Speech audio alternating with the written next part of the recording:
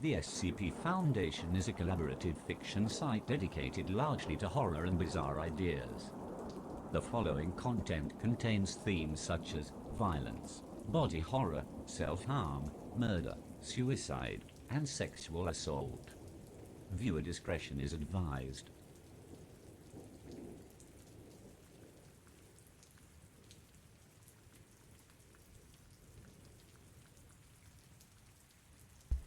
Oops.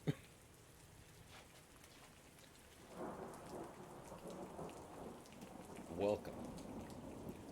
Oh. The display is bad. We've already had a breach. Display is bad. Much better. My name is Researcher Cahill. Welcome to the SCP Narrativo Qualities Ranking Seminar. I forget what I called it last time. It's been a while. I was on leave from the Foundation for a bit after some trauma, which is typically why people go on leave in the Foundation.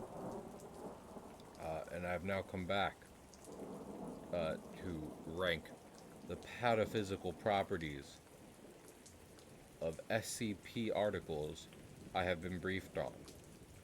In the interlude, they have begun declassifying Series H, or every SCP past 7,000 and before 8,000. But I'm not doing that. I haven't read any of those. Maybe they will assign them to me in the near future, but I have it now, and I won't before the list is over. That's my promise to you. Last time we did this, we got through a couple SCPs. We are going to get through more this time. I am planning to at least reach SCP-1600, if not more than that. So that way we can get done this seminar in a timely fashion. Is everyone ready for SCP articles? I hope you are. Spooky time. You might say Researcher Comics. It wasn't a Halloween like 2 weeks ago, and you didn't do it for that? And I'd say yes, but the Foundation does not celebrate Halloween. I'm sorry to tell you. Well, some of us do, but I'm not. We're not running a haunted house here. Science comes when science is needed. Not before or after. Not because of a themed holiday.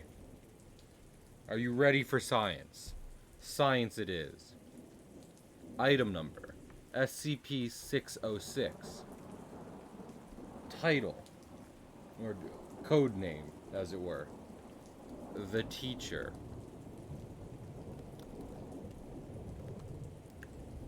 Item class, Euclid. Pending, Keter. Always very interesting. Oh, maybe Smage, but he doesn't count. No. Smage is currently still taking his test to be promoted to senior researcher. I still outrank him. Doesn't matter what researcher Smage says. So the teacher is a large ball of light, which has no real physical properties. It hovers off the ground and can phase through any solid matter. Despite this, it is content staying within the SCP Foundation's containment unit, so long as they continue to feed it information. Upon contact with a human subject, it will ask the subject if it can teach them.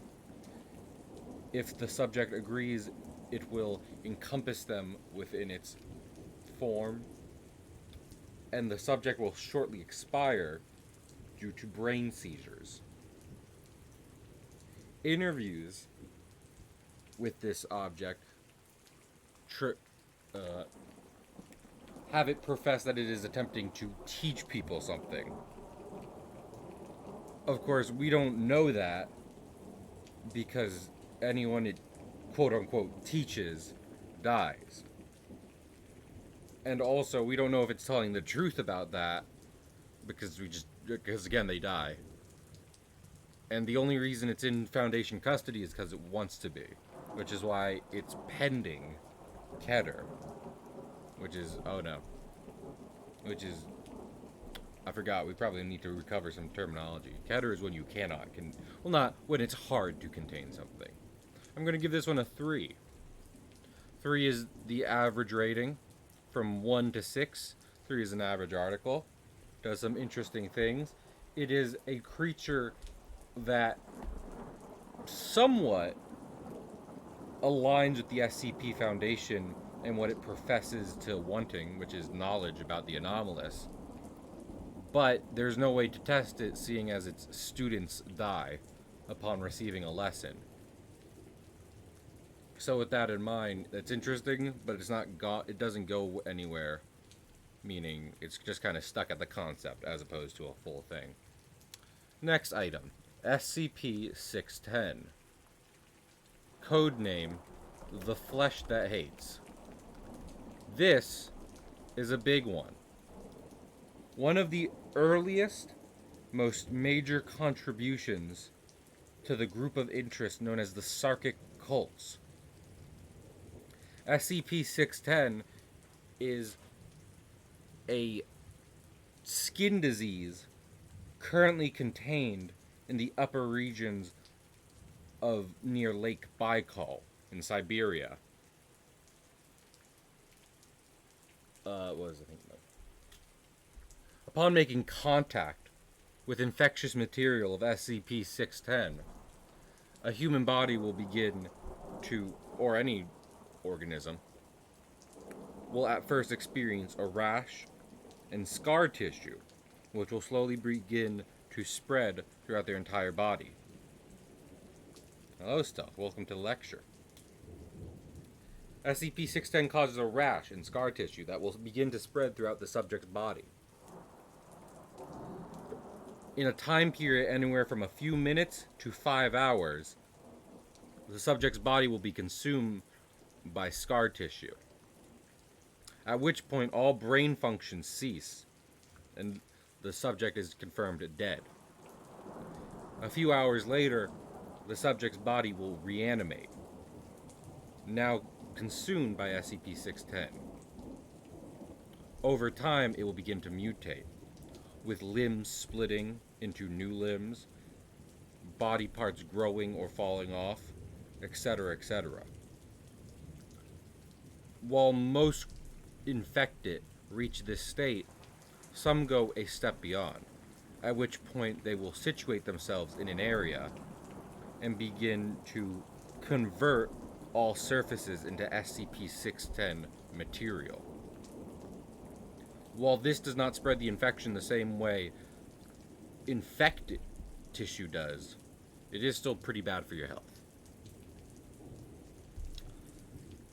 A lot of the meat of this article comes in the narrative logs, in which the Foundation attempts to gauge the threat posed by SCP-610 and the tunnels found underneath the quarantined area.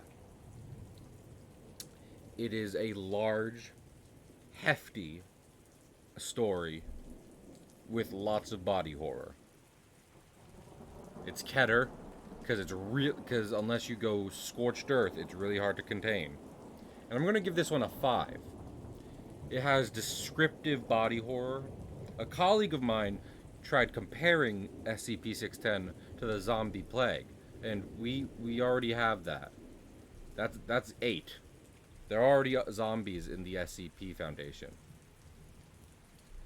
The more existential fear posed by SCP-610 is less about the undead and more about mutating into something so inhuman. There's a photograph. You know what? Let's do this. Oh, here it is. Oh, did they get rid of it? Yep. There's some There's some 610 for you. There's some good old 610 for you. That's what infected looked like. Very red. Large article, lots to do. Very good. One of my favorites. A good horror. It doesn't take that one step forward. There isn't much more to it than the horror, but what is there is a great read. So it's not a 6, but it is a 5. Second highest rating. Highly recommend it. Classic. Next item. Oh no. There we go. SCP-621. One moment. Hypnobulbs. Oh, I do know this. Hypnobulbs are an anomalous type of flower contained in a Foundation site. Object class Euclid. The problem they pose is that in looking at them, a sapient or human, well, I believe just sentient. Yeah. No, humans. Oh, no. All sentient, living things, such as bees, deers, and hummingbirds, are drawn to SCP-621. The problem they pose is that whatever creature is attracted to them, or rather looks at them and becomes attracted to them, will prioritize the growth and spreading of SCP-621 over other plants and people. They will put keeping SCP-621 alive above keeping everything else alive. And this did, of course, happen to a Foundation site after protocols were not followed, meaning that botanist site became overrun with SCP-621. This is another 3. I'm kind of tempted to give it a 2. See, the problem we're faced with here is that there's many compulsion SCPs. Items that make you want to do a certain thing. And a flower that makes you want to plant more of itself above the safety of others and yourself is not quite as compelling as some other ones. So yeah, we're going to give that a 2. Short article, a common item in the SCP world. Unfortunately, it's not going many places. SCP-31. 631. As it were. Nyctophobic nocturnal predators. 631. Nyctophobic nocturnal predators. Object class Keter. Because not all of them. I do mind, Stitch. You're in a lecture. There's no need to apologize. Simply sit back and enjoy the lessons.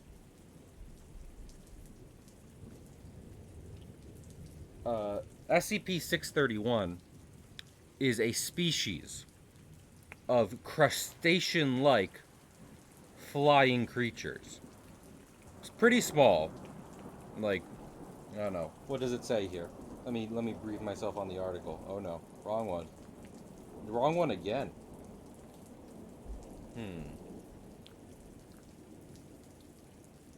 135 centimeters. So, decently chunky. Bigger than your average scorpion, but not too big. SCP-631, there is only one living instance needed for containment. The rest of the species can be exterminated at will unless the living instance used for research expires, at which point another instance must either be produced through natural causes or captured in the wild. During the day, SCP-631 will fly, so think of flying scorpions here, up in the sky with camouflage to make themselves practically invisible. And while they are still able to be detected using thermal radar, visually you will not be able to see them. During night, SCP-631 starts to panic, at which point it will find a lone human victim, sleeping or awake, and dive in. It will attack their throat with a venomous stinger to prevent the victim from screaming. After waiting for the victim to expire, it then lays eggs and expires itself, meaning the life cycle of SCP-631 can be as short as 24 hours. The children are born during the night, grow up before dawn, live, fly, repeat. Eat, etc., etc. I'm actually going to give this one a 4. Because on top of being an interesting creature being contained, the details of its creation lead to the idea that they were bioengineered for the sole purposes of assassination, political assassination, which adds a little extra layer, bringing it just above your average skip in the SCP Foundation. Let's see, 662. That's 626. I'm sorry, Stitch. We skipped over your number. SCP-662. Butler's Handbell. Object class safe. This is one favorited by many people in the Foundation for a lot of reasons. SCP-662 is a small silver bell. While it doesn't have a ringer in it, when the ringing motion is done, a ringing sound will be emitted. At which point, a Caucasian English man dressed in butler's attire will appear from around any corner, identifying himself as Mr. Deeds. Mr. Deeds will then ask the person who rang the bell what he can do for them. Given the request, Mr. Deeds will do his best to fulfill the request by anomalous means. Attempts to track where Mr. Deeds comes from and where he goes when he is out of Foundation sight have failed. Recordings fail when Mr. Deeds leaves the room. So long as someone is not looking at Mr. Deeds, he is free to disappear. He has returned with requests for gold bars and sports cars. He can do mundane things and anomalous things, though some things, like assassinating terrorists, are out of his control. Some things are too much for Mr. Deeds. I'm going to give this one a 4. For multiple... He's mentioned a lot. Mr. Deeds is a great guy to have around. And the vague restrictions he's put under and how the SCP works adds a layer of intrigue to an already pretty tantalizing item. Also, there is a note in the article about a Foundation doctor abusing Mr. Deeds to do mundane tasks and disguising it as quote-unquote test is there, and that's just funny. I just find that funny. Someone just wanted to have a cool butler, and you know what? Can you blame them? I don't. SCP-668. A 13-inch chef's knife. This one is pretty bad. SCP-668 is a 13-inch... Did Mr. Deeds get angry? No, Mr. Deeds doesn't get angry. He's pretty composed. You can make a request for him to kill someone, and he will do it, but he doesn't necessarily get angry. Also, that is another thing.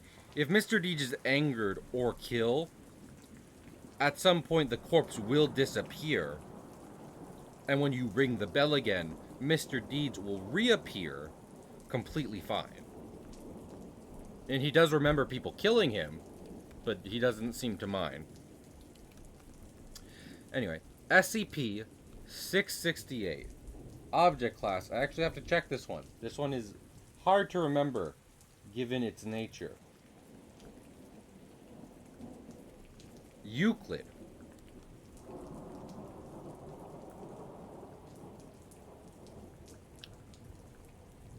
This one is a 13-inch chef knife, just kept in a locker, in Foundation custody.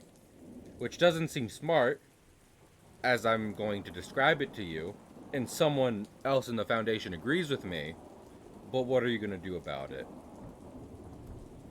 Yeah. There are literally SCPs designed to seduce you. But we'll get to those. Stop being horny, chat. We're on the knife right now. We'll get to the fuckable ones later. SCP-668 is a 13-inch chef's knife, contained in a Foundation locker. Its anomalous properties are manifested when possessed by any living human. I'm making sure I get this right.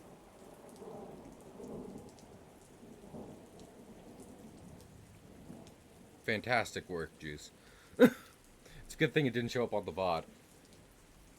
The 13-inch chef's knife, SCP-6068, is a knife that, when handled by a living human, renders people around them incapable of defending themselves. Meaning anyone holding the knife is able to do stuff to people around them without anyone interfering. No harm can be done to the person knowingly while they are holding the knife. This was discovered after a prominent serial killer possessed 668 and went on a killing spree in a shopping mall.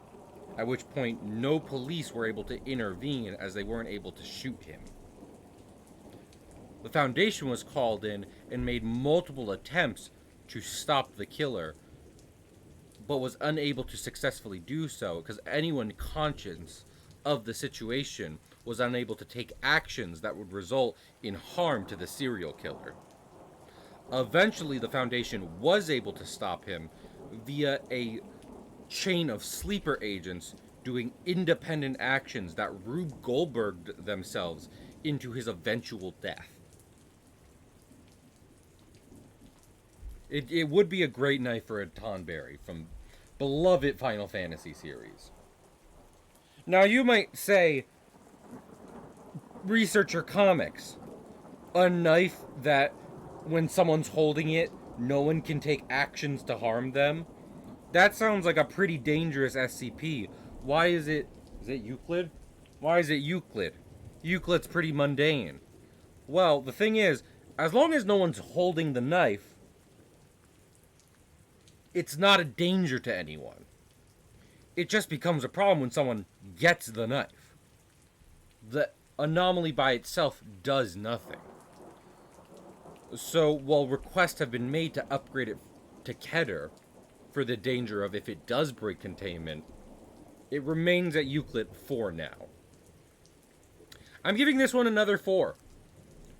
Because I'm tempted... No.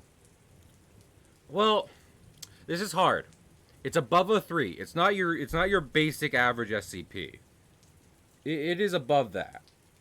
It has this interesting story about police and Foundation agents attempting to stop a mundane serial killer who has found a dangerous anomaly.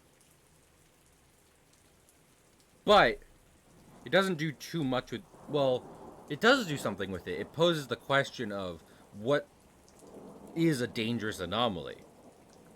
How do you rate this when by itself it does nothing? I will give it, since I do not have another researcher. Researcher Max is currently on leave. A 5.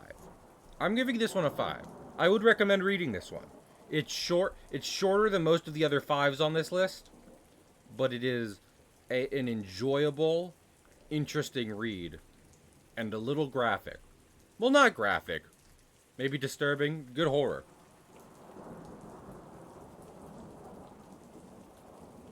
Hello, Sage. I hope you enjoy the lecture. Welcome back to the Foundation, everyone. I hope you continue to enjoy the lecture. We must move on, though. SCP 682. Oh no! Oh fuck! Oh shit! Oh no! Oh no! Oh no! Oh no! It's 6 Oh, I knew I recognized this number. I've been on leave for a while. Oh fuck. Oh no. Oh no. It is SCP 682. The hard to destroy reptile. Object class Keter. Oh no. Well, yeah, this is why I said oh no. Not because I necessarily have beef with 682, but because some people have beef with 682. SCP 682 is a large creature of reptilian features. It's hard to describe it any more accurately than that, because SCP-682 is constantly changing and metamorphosizing its shape and size and features. It is currently contained in a bath of acid, and should means to destroy SCP-682 become available, they should be taken immediately. Let me repeat that. Should the Foundation find a way to destroy 682, they will take it immediately. Of every SCP, no matter how horrible it is, I can only think of 2 which containment procedures call for the immediate destruction of should the means become available. And it's this one and SCP-96.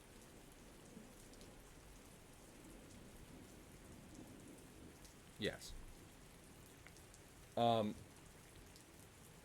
reason for this is because not only is SCP-682 incredibly hard to kill due to its regenerative and adaptive capabilities, but it also is incredibly intelligent and possesses a hate for almost all forms of life, particularly humans.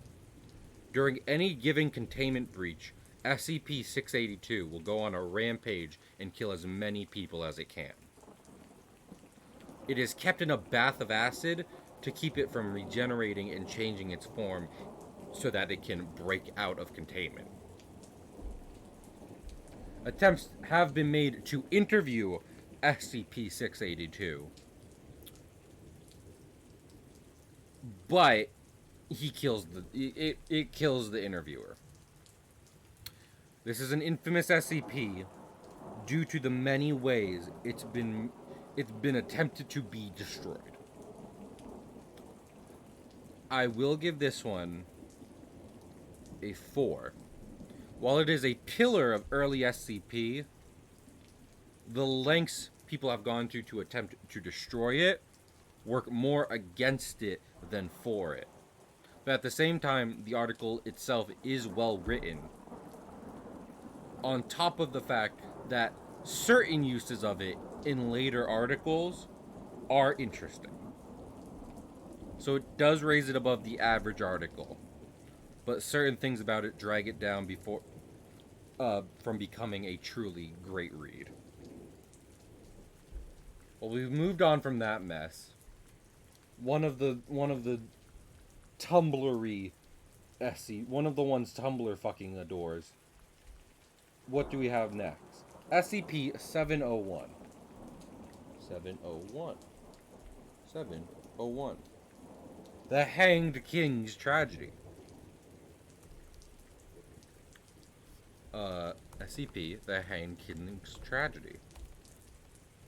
SCP-701 is Keter, I believe, and is a play. An anomalous play. Oh no, it's Euclid. Well, I'm gonna get into why I think it should be Keter, but I don't handle the classifications, do I? I handle the lectures.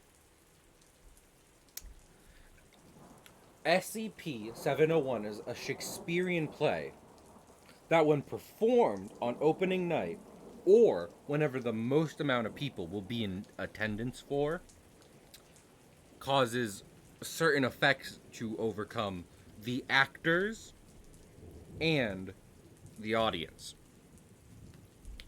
When read normally, SCP-701 is a story about a dead king whose son attempts to solve the murder of, after finding out the king's wife and advisor were responsible for it. When performed, however, over rehearsals and during opening night, more and more anomalous events will happen during the play that the actors do not seem to note on. In particular, two events occur. One is the inclusion of a character not played by any actor, but by an anomalous entity designated SCP-701-1, known in play as the Ambassador of Alagata. Throughout different seasons of the play, people will mention the ambassador coming to visit the kingdom for the deceased king's debt to the hanged king. The second anomalous thing that happens is that during the climactic scene of the play, as opposed to what is written, what was I thinking of? The actor portraying the prince will be hung on stage, at which point all other actors surrounding him will take out knives and gut themselves. After which, the audience will erupt into violence. If audience members do not die within the violence in the theater, the violence will pour out into the streets until the side effects have subsided. The reason I say I thought it would be Keter is because copies of SCP-701, while in Foundation custody, have anomalously been reprinted throughout history. The original printing, a second printing, and one handed out at a high school. And the SCP Foundation currently possesses a videotape of one rehearsal they did not catch in time. This does connect to a wider Foundation story about the Hanged King. For the solo article, though, what am I going to give it? You know what? I think I'd like to give it a 5. And the reason it's above a 4 is because it is above average. And while it's not quite a 6, it does go to the lengths of describing what happens in the written play, on top of adding these graphic scenes, as well as having thematic ties to the cosmic horror classic The King in Yellow, which is similar. So SCP-701 gets a 5. A classic of literature and the Foundation. I shouldn't laugh, people died. Listen, they did die, but they're fine now. SCP-714. This is a personal favorite of mine. The Jaded Ring. Object class. This one is easy. It's safe. The reason it's safe is because it's a jade ring. It's a ring made of jade. Not the character from Victorious, the hit Nickelodeon show, the mineral jade. This thing has a couple anomalous effects. The first is that when it is left alone in a room with other jade objects, it will absorb them into the ring, without the ring getting any bigger by itself. However, when someone attempts to wear the ring will resize itself in order to fit them perfectly. When someone continues wearing the ring, they will eventually become lethargic, tired, and fall asleep. Someone who falls asleep wearing SCP-714 cannot be woken up through any means. If they are still wearing SCP-714 while they are sleeping, they will continue sleeping no matter what you do. This will, of course, eventually lead to death through natural causes, but so long as someone is there to take off the ring and wake the person up, it's not really anything. Part of something I enjoy about this SCP is that a Foundation researcher goes to the lengths of thoroughly testing it to see what its capabilities are, as well as noting that it has slight resistance. It gives you a slight resistance to cerebral SCPs that affect your head. You know, your mind.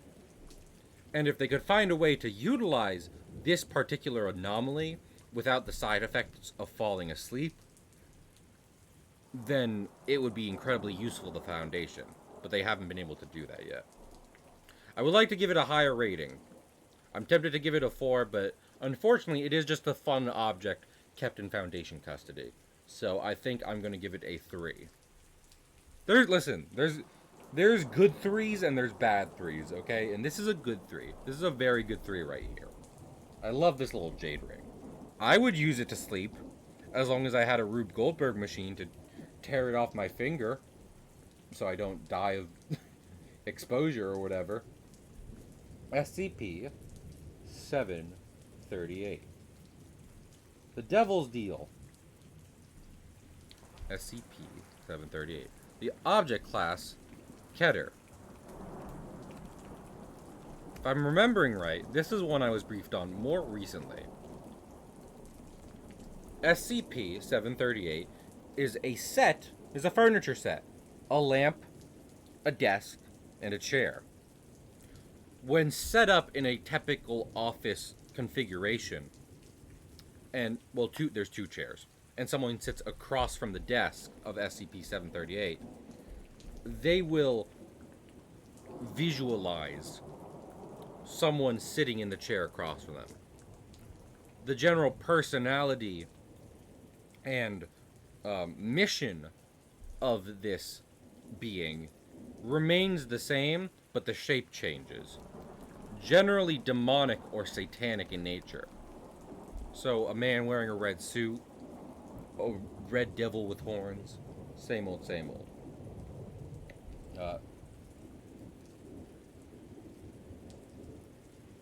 In 3 links...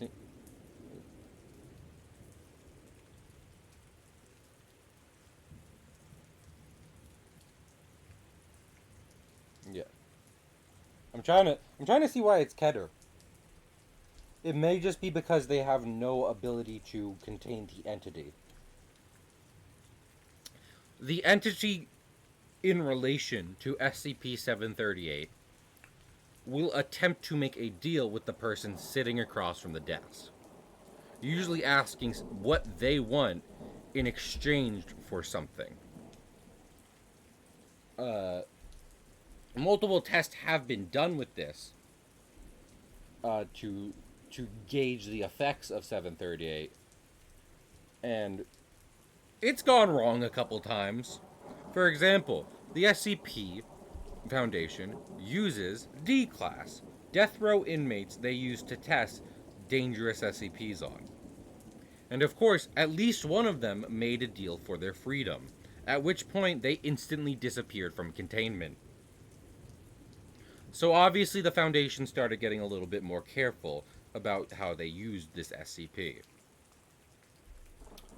One of the more interesting things about it, though, is towards the end of testing, they had one of their lawyers sit down at the desk. Let me repeat that. The clandestine, Illuminati-esque shadow organization that is regularly sacrificing or killing people and erasing memories from civilians' mind has a lawyer I don't know. I've never met him. I imagine he's probably pretty good at his job.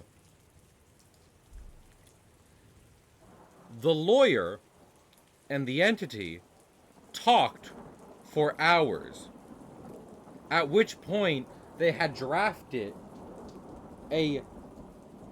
What was the thing, though? They had drafted a bundles of paper worth of agreement. Upon the demanifestation of the entity, a note was found on top of the desk of SCP-738, saying that the entity had lots of fun and they hope they can do it again sometime. I'm giving that one a 4. It's a cool item with a cool containment because each of the separate pieces of SCP-738 are contained separately. And it has interesting test logs, coupled with a slightly hilarious and kind of weirdly wholesome ending. I don't know why the butcher's knife that makes you nearly invincible is Euclid, but the desk is Keter. That's the Foundation. Listen, sometimes the Foundation prioritizes different stuff in what they want to do. SCP-795. Reality Bending Cat. SCP-95. Object Class Euclid. Is a reality bending cat.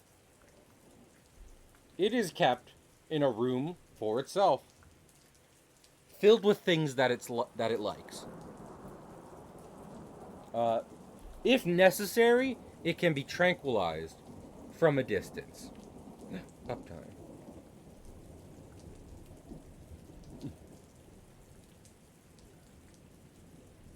What was I thinking of? This cat is a regular cat with the exception of its ability to change reality to fit what it wants. It was found at an animal shelter where all the dogs had been euthanized, the cats were roaming freely, the center was a lot over budget, and 3 of the staff were missing. The reason they were missing is while SCP-735, not 735, 795 is capable of euthanizing animals and people it doesn't like, it is also capable of turning people it does like into cats. When SCP-795 is removed from an area long enough, the quote-unquote victims will typically be changed back to normal eventually, when removed from its area of effect. Obviously, the reason this isn't safe is because it's a cat that can change the laws of physics whenever it wants. But the reason it's not Keter is because it is still a cat. It's not hyper-intelligent. It doesn't want non-cat things. It just wants it just wants to live a good cat life.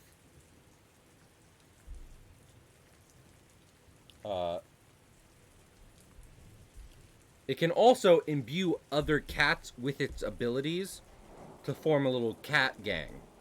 I'm gonna give this one a 4 because it's a good cat.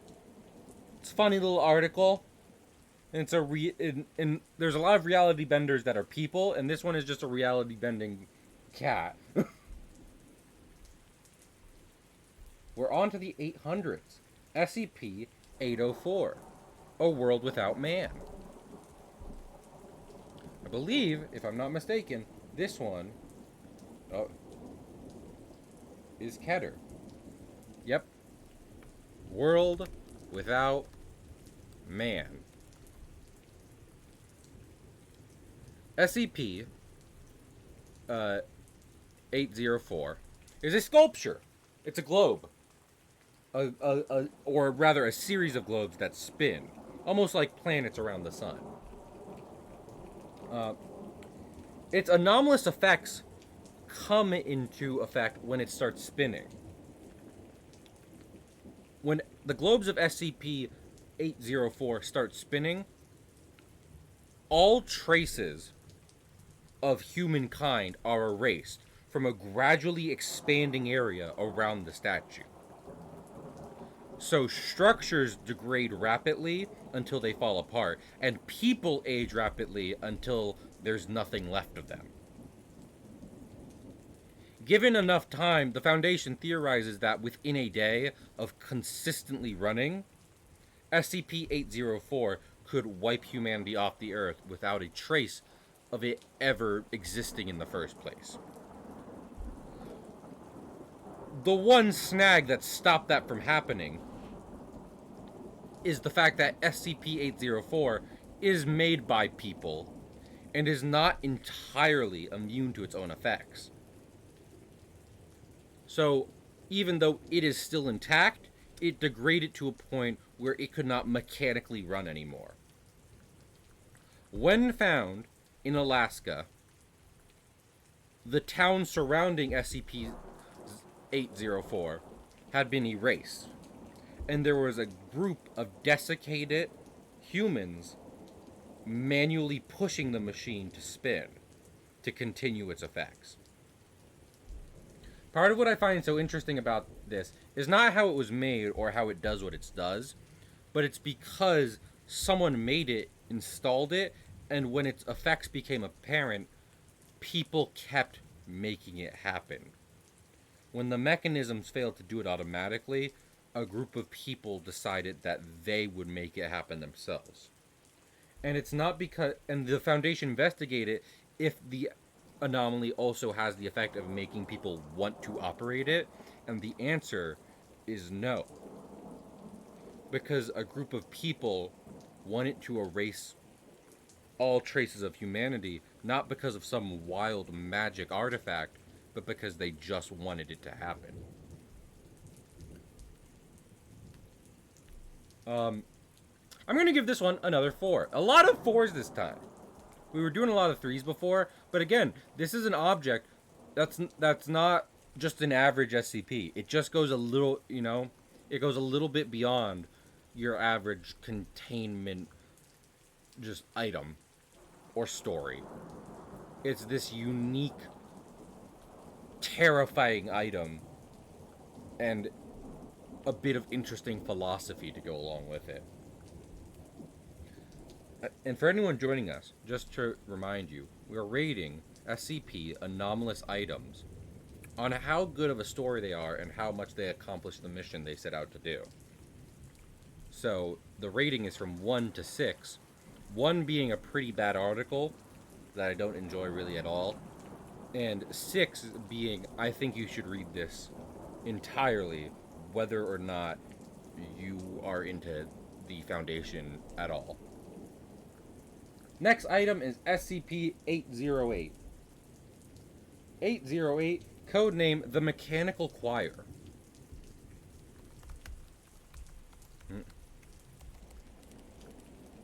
SCP-808, The Mechanical Choir. I actually don't know what, off the top of my head, Euclid.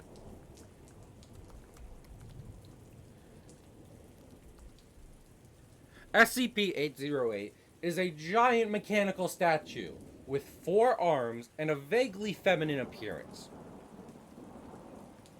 I forget what was the thing now. I'm trying to see. Yeah. Blah blah blah blah blah. Frequencies, blah blah blah. Oh wait.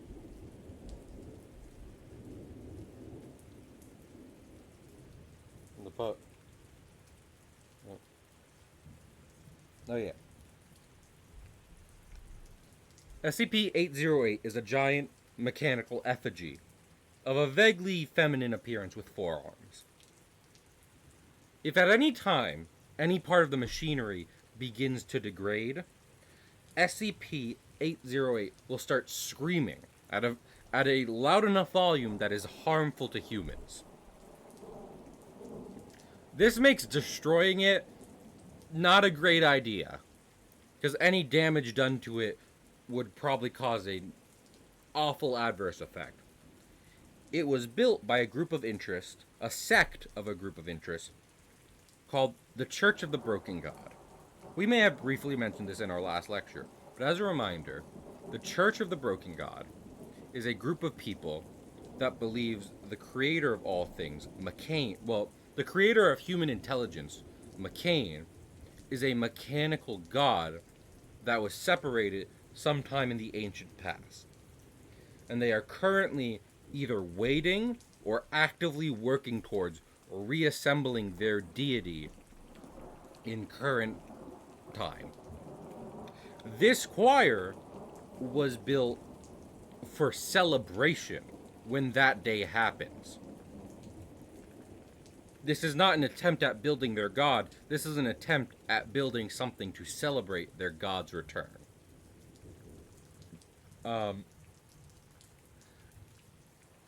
The item does have an interesting story about how large of a division the church had in France, that it was able to build this massive machine without being noticed by the Foundation. But if I'm being honest, it doesn't do much to add to it.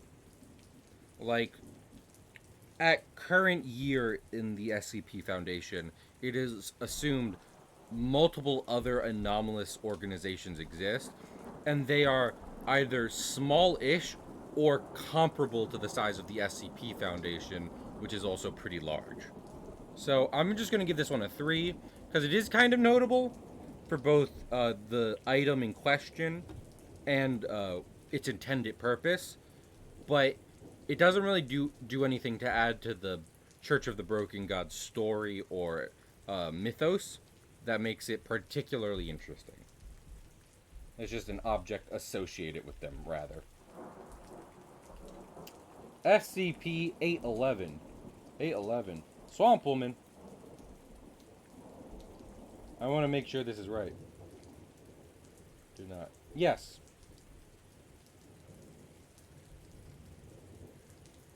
So, SCP-811 is a humanoid creature of vaguely feminine appearance that once inhabited marshlands. She has long black hair and is kind of amphibious. She needs to keep her skin wet. Don't be horny. I know what I said before. You can't fuck this one. Okay? I'm telling you, you can't. SCP-811, when she becomes slightly more agitated, more hungry rather, says you, oh my lord, will seek out large mammals to eat, including farm life and, of course, people. So long as she is sated, however, she's pretty, amicable. She's not a particularly vicious, monster. I was going to say anomaly, but I just meant monster. It is, however, better for her to be kept in containment, because even though she's nice, given enough time, or just if she's hungry, I doubt that, Stitch. If she's hungry enough, she'll start killing things and people, and that could be a harm to her or others. It's hard to go over everything that is included here, but the reason I'm stressing this is because you get the general gist. She is a swamp monster lady. Humanoid, not covered in moss or anything, but a humanoid creature that is more adapted to living in bogs and such. And the reason I went more in on her behavior than her physical description is because one of the notable things that she, in the article, is her list of requests. She is not particularly verbose, but she is able to communicate with people. and has made the following request. Regular delivery of bovine prey. Denied. The crocodilians be removed from its prey animal rotation. Approved. The water be stocked with a variety of fish species. Denied. 1 hairbrush. Approved. For 1 D-class personnel to, every other day, come in with a basin and shower head to wash and condition its hair. Which is only okay so long as she is fed. To be addressed by a 2-syllable name that has been translated as A, or A. SCP-811 being illiterate and thus not being capable of choosing a spelling for itself. Approved. Relief from its chronic tooth pain. Approved. 1 turtle in a hazmat suit for non-dietary purposes. Denied. Turtles are accordingly removed from its prey animal rotation. Possibility of placing a small turtle habitat in the observation area enclosure for enrichment under consideration. So she wants a pet turtle. So this is what I'm saying. It's an interesting creature that, while possibly dangerous to people, is not inhumane. I'm going to give this one... You know what?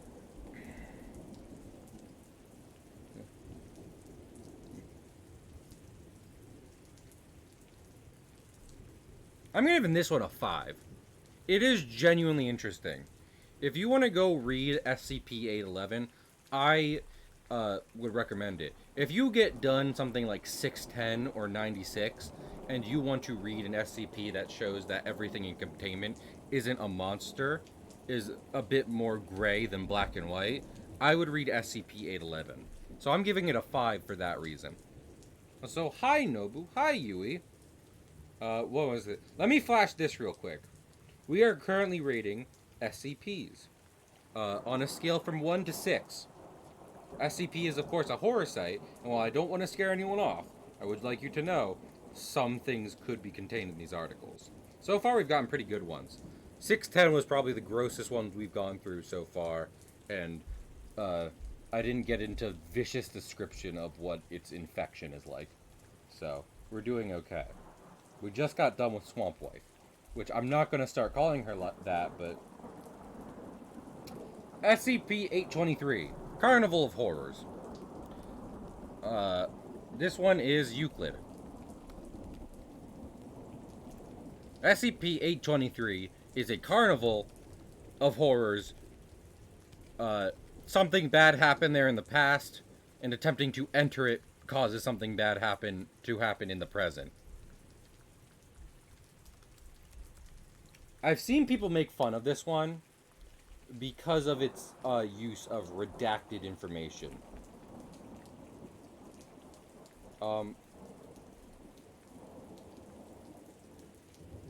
I'm actually, you know what? I'm going to give this one a 2. Because there's, like, when I think of this one, I'm thinking of SCP-97, the Old Fairgrounds, which is a more Halloween-themed SCP that is more interesting in the concept. This is almost an identical concept with less strong theming and more of a generalized body horror approach to it. And it's an incredibly short article. So I can't really give it anything above... Like, I couldn't give it above a 3, and I don't even want to give it a 3. Because I do think at a base level, the Foundation is just a bit better than this article. Super cute people? No. SCP's Foundation. SCP stands for Secure, Contain, Protect. And it's also overlaps with Special Containment Procedures. As the Foundation's mission is to contain anomalies or things that do not fit the baseline understanding of science away from regular people. In case you didn't know. My name is Researcher Cahill. We're moving on to SCP-835. Expunge data. Continue. Oh! This one sucks.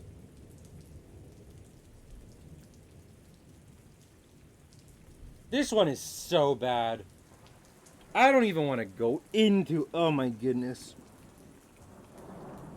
This one is by far my least favorite SCP. The one I do not enjoy the most. SCP-835, Expunge Data. SCP-835 is a large aquatic creature, largely resembling a living coral reef,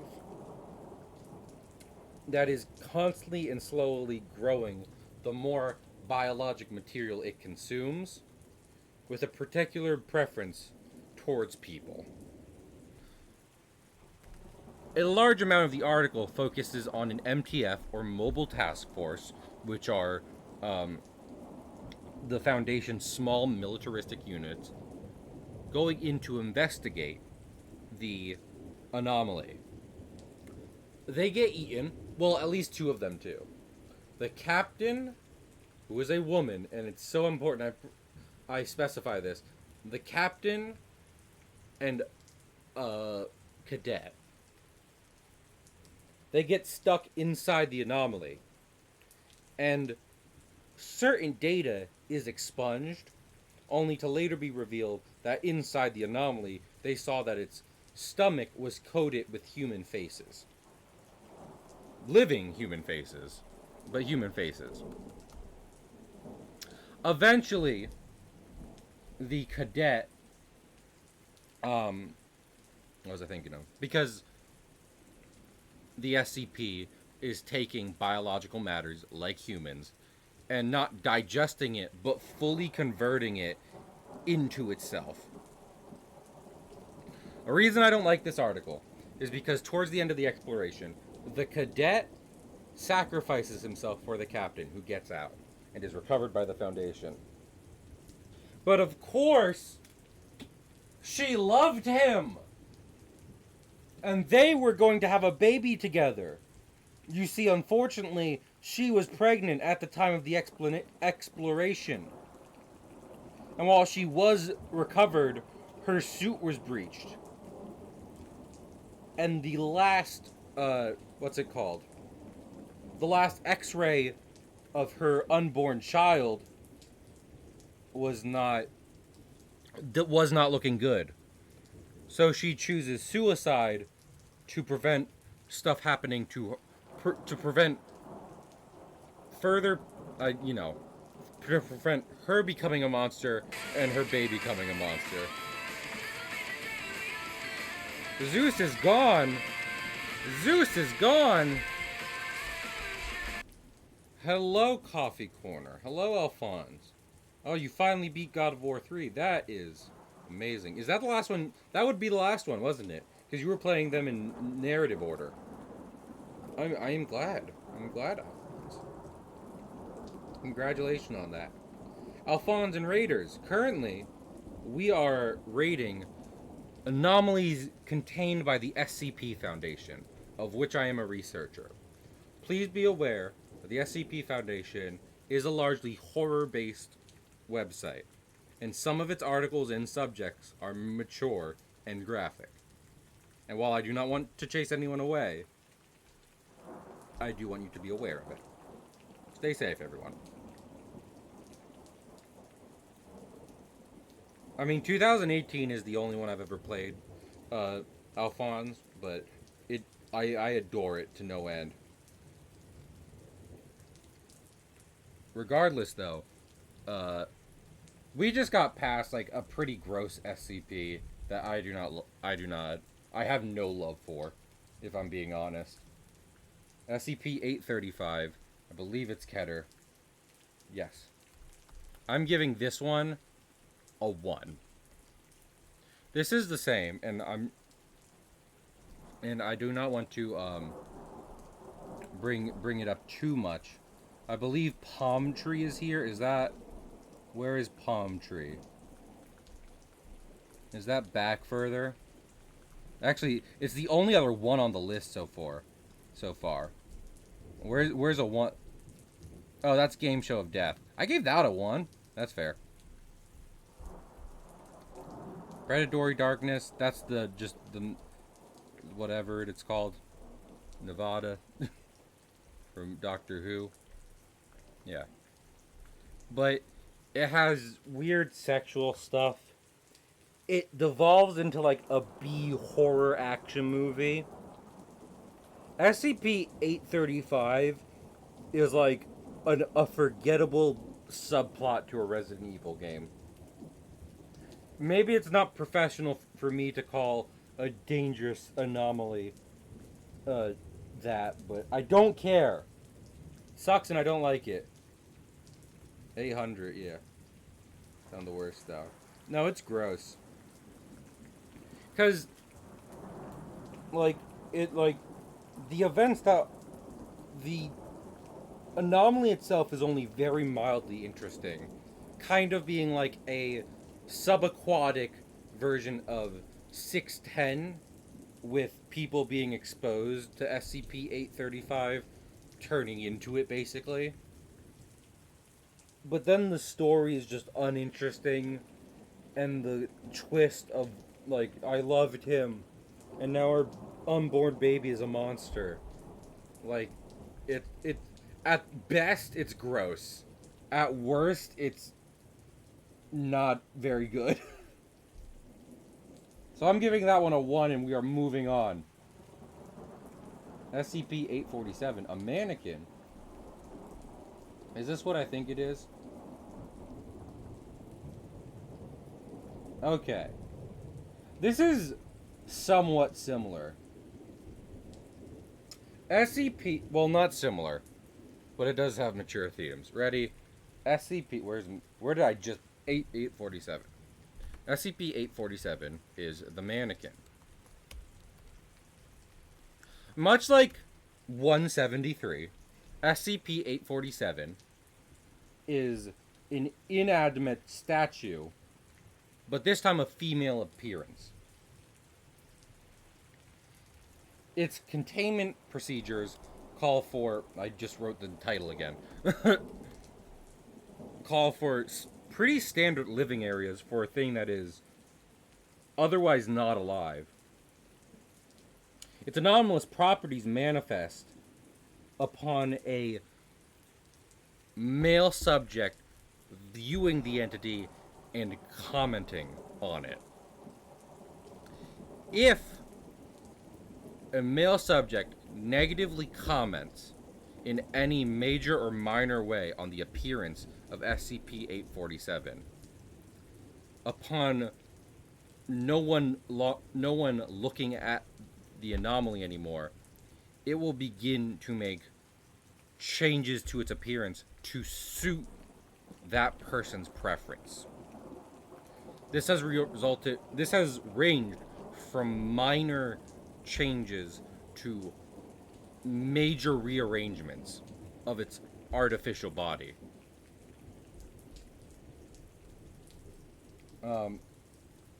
I think part of what is notable about this one, turn to a 3. I'm always. Have a good lurk, both Bubbles and Alphonse. I think part of what makes this one interesting, besides the obvious metaphor of the pressures some women face in a, I want to say in a society, which is kind of a meme, but like it is true to a degree for sure. It's also the fact that, as the Foundation does, they use D-class to test the anomaly. The only problem are, you need to remember, and this article does a good idea of reminding you of that, D-class are death row inmates. D-class are bad people. And they bring very bad men to come in and comment on an anomaly who has violent reactions to people negatively commenting on its appearance. I'm going to give this one a 4 because it makes you sympathize with it more than it makes you afraid of it.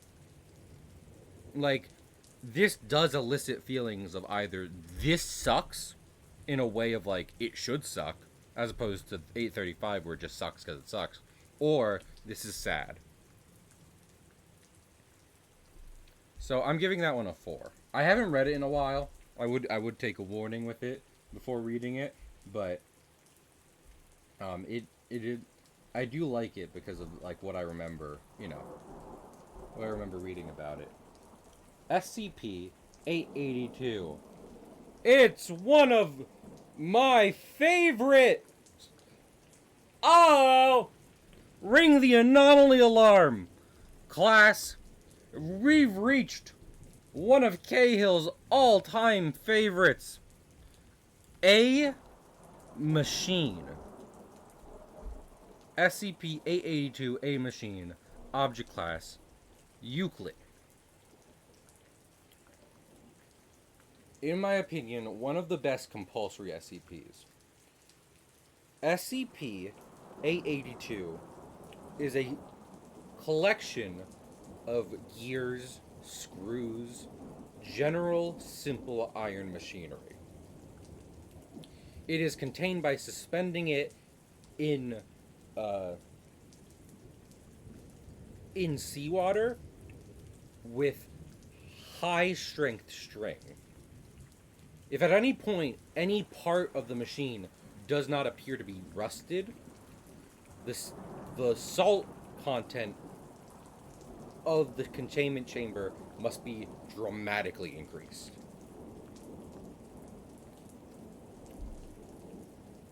This anomaly, when not rusted, will do two things.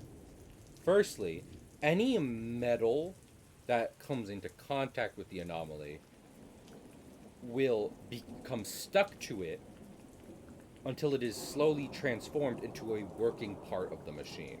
Again, this is an assortment of gears and screws and simple iron cogs that don't necessarily do anything, but they do all fit together. It is a machine. So, any metallic item touching it slowly becomes part of the machine. The second anomalous effect it has is that, given enough time without more metal, people around within a certain perimeter of the anomaly start hearing things.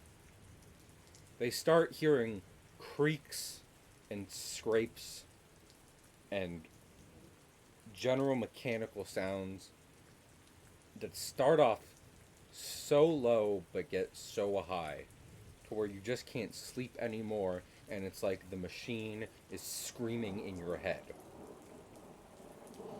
The Foundation found the machine in an abandoned town where, in a 1-mile radius, there was no metal anywhere to be found. In the ground, in the buildings, there were no people, there was no metal. Upon finding and containing it, they conducted an interrogation of one of the townmates. One of the former townspeople. The town person says how one of them dredged it up from the ocean one day and just left it in their barn. At first, it was completely covered in rust, but slowly, the rust started to come off. When they tried prying into it, the crowbar they used got stuck, and when they came back the next day, it had become a screw clipped into with a gear. That was weird, but they were fine to leave it until the machine just started making noise. At which point, they had to keep feeding it just to stay sane. And when they started running out of metal in the town, they started ripping people's fillings out. And it only ever got worse from there. That's where he left. This is one of my favorite early ones, and one of my favorite ones in relation to the Church of the Broken God.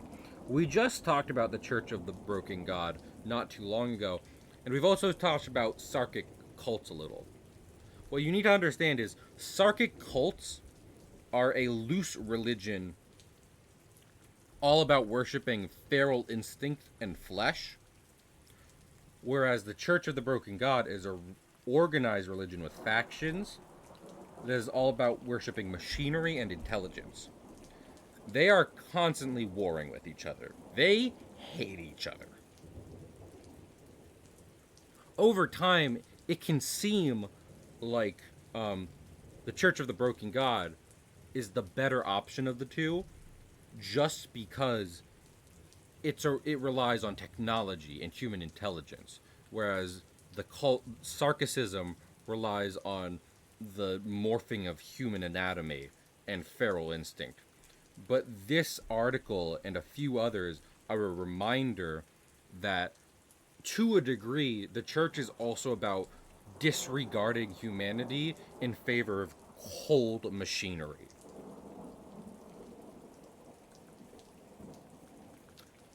With that in mind, I am going to give this a 4. I love the story it tells. It does a great job at it, but it is incredibly simple. And it is another compulsory item in the Foundation's database. So I'm not going to give it any higher than a 4, but I would recommend you go read it. I enjoy this one. Next one. SCP 890. A 90. The Rocket Surgeon.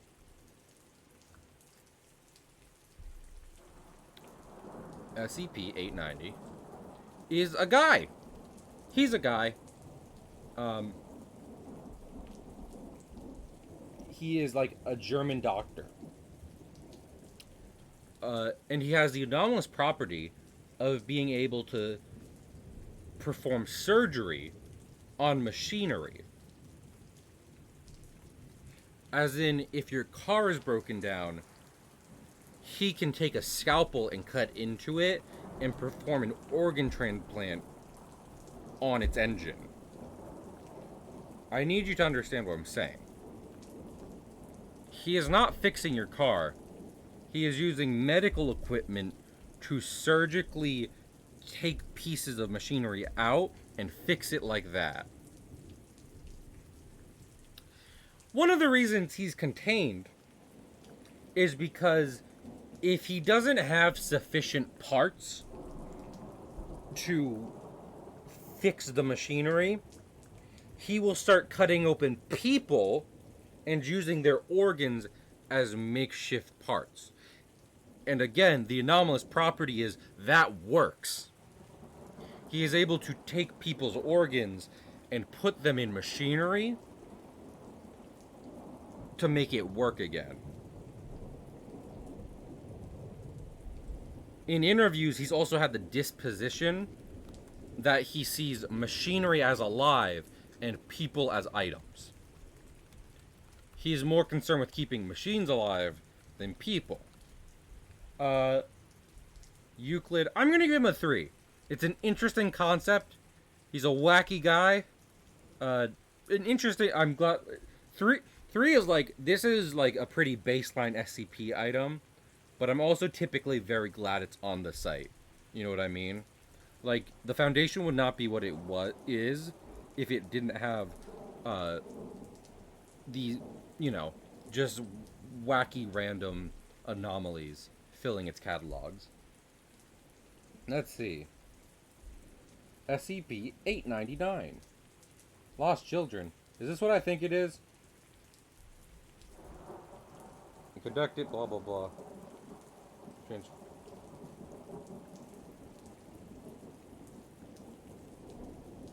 A new man. Here's covered.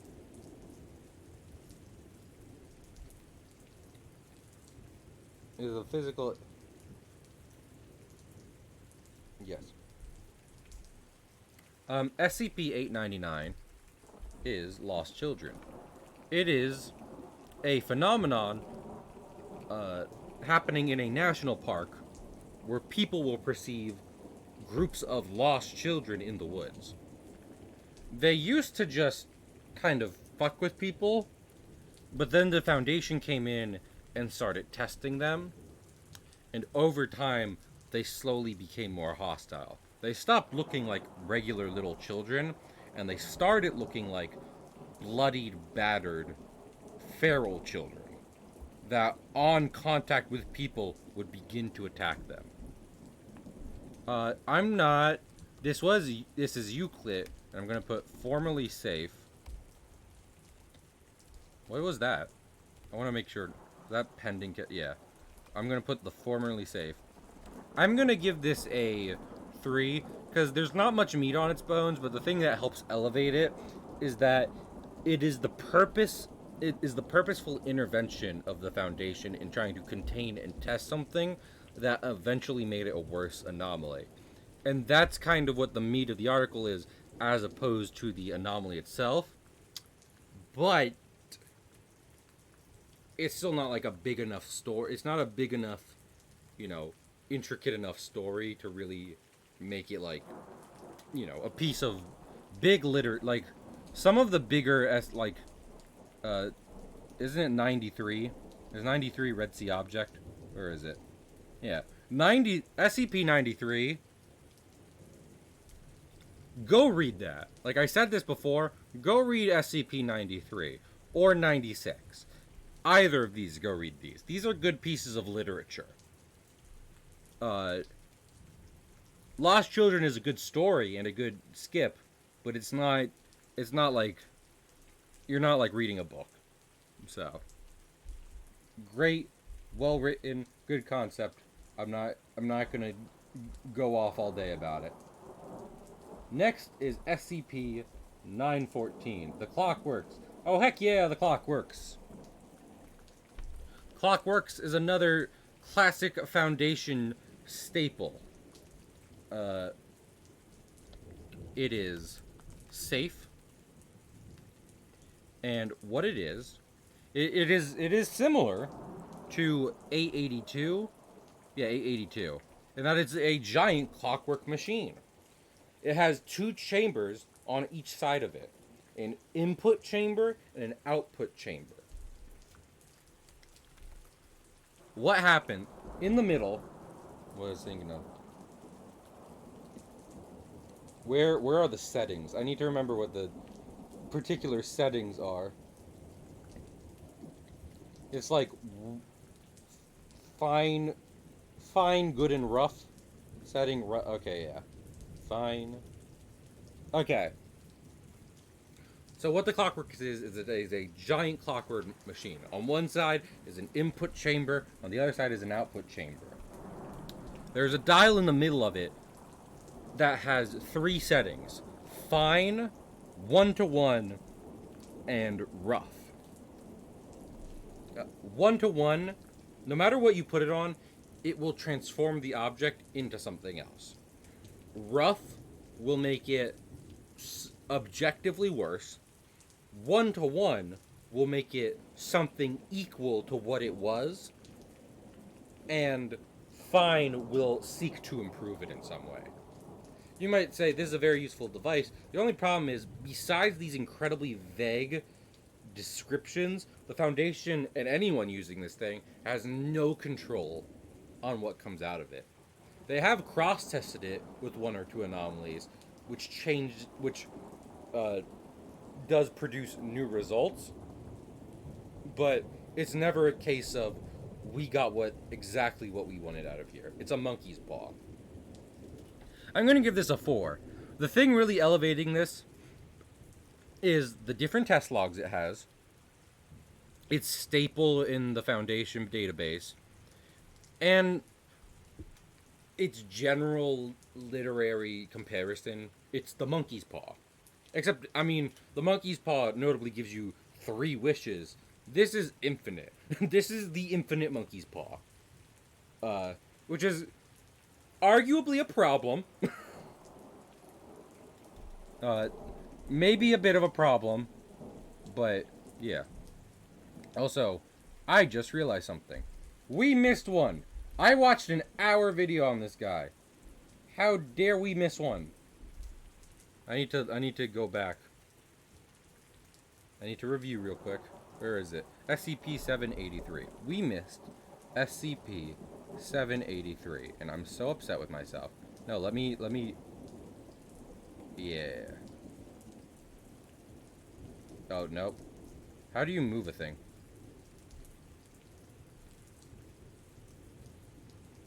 Oh, like that. Okay, well, what if I just want to move a whole thing up there, huh? You ever think about that? Spreadsheets? It has thought about that. This has happened before. SCP-783, the Crooked Man, Object Class, Keter.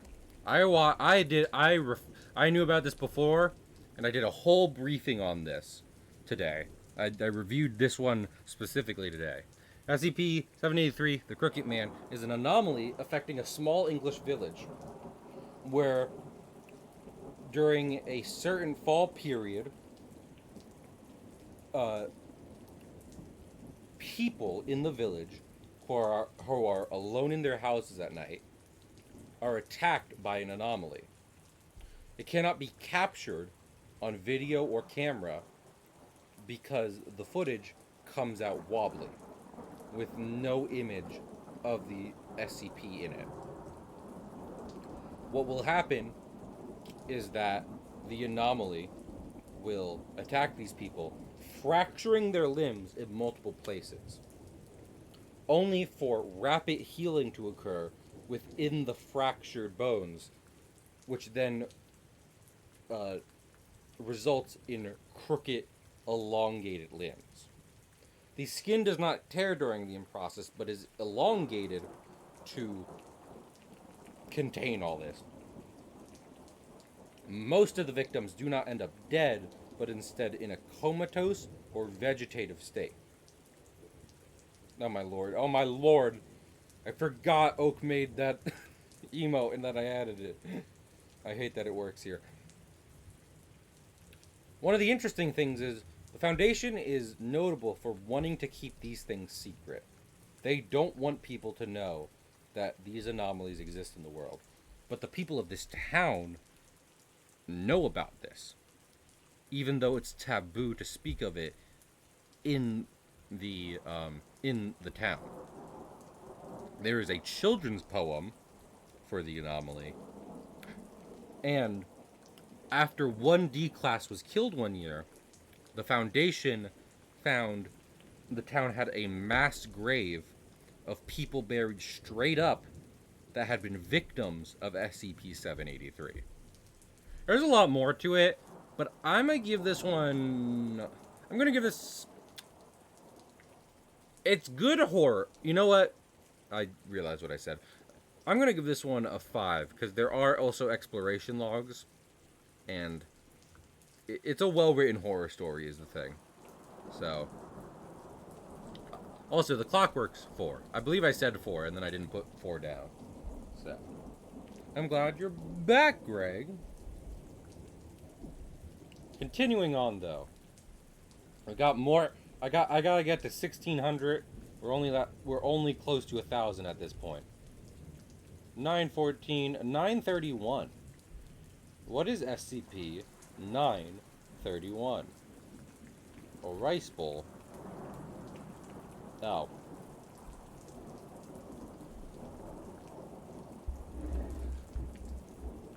A description of SCP-931. It is a rice bowl.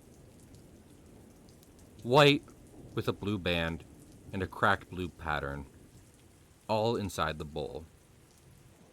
3 inches in height, 4.5 inches across.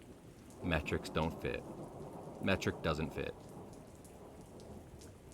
When viewed or handled, the item causes people to write in haiku. Not the classic sense.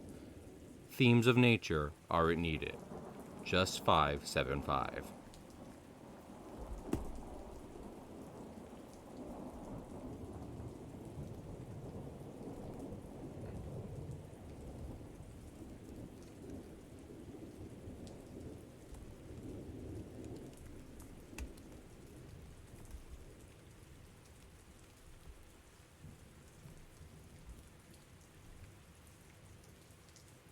can't talk about it a lot. I'm not good at haikus.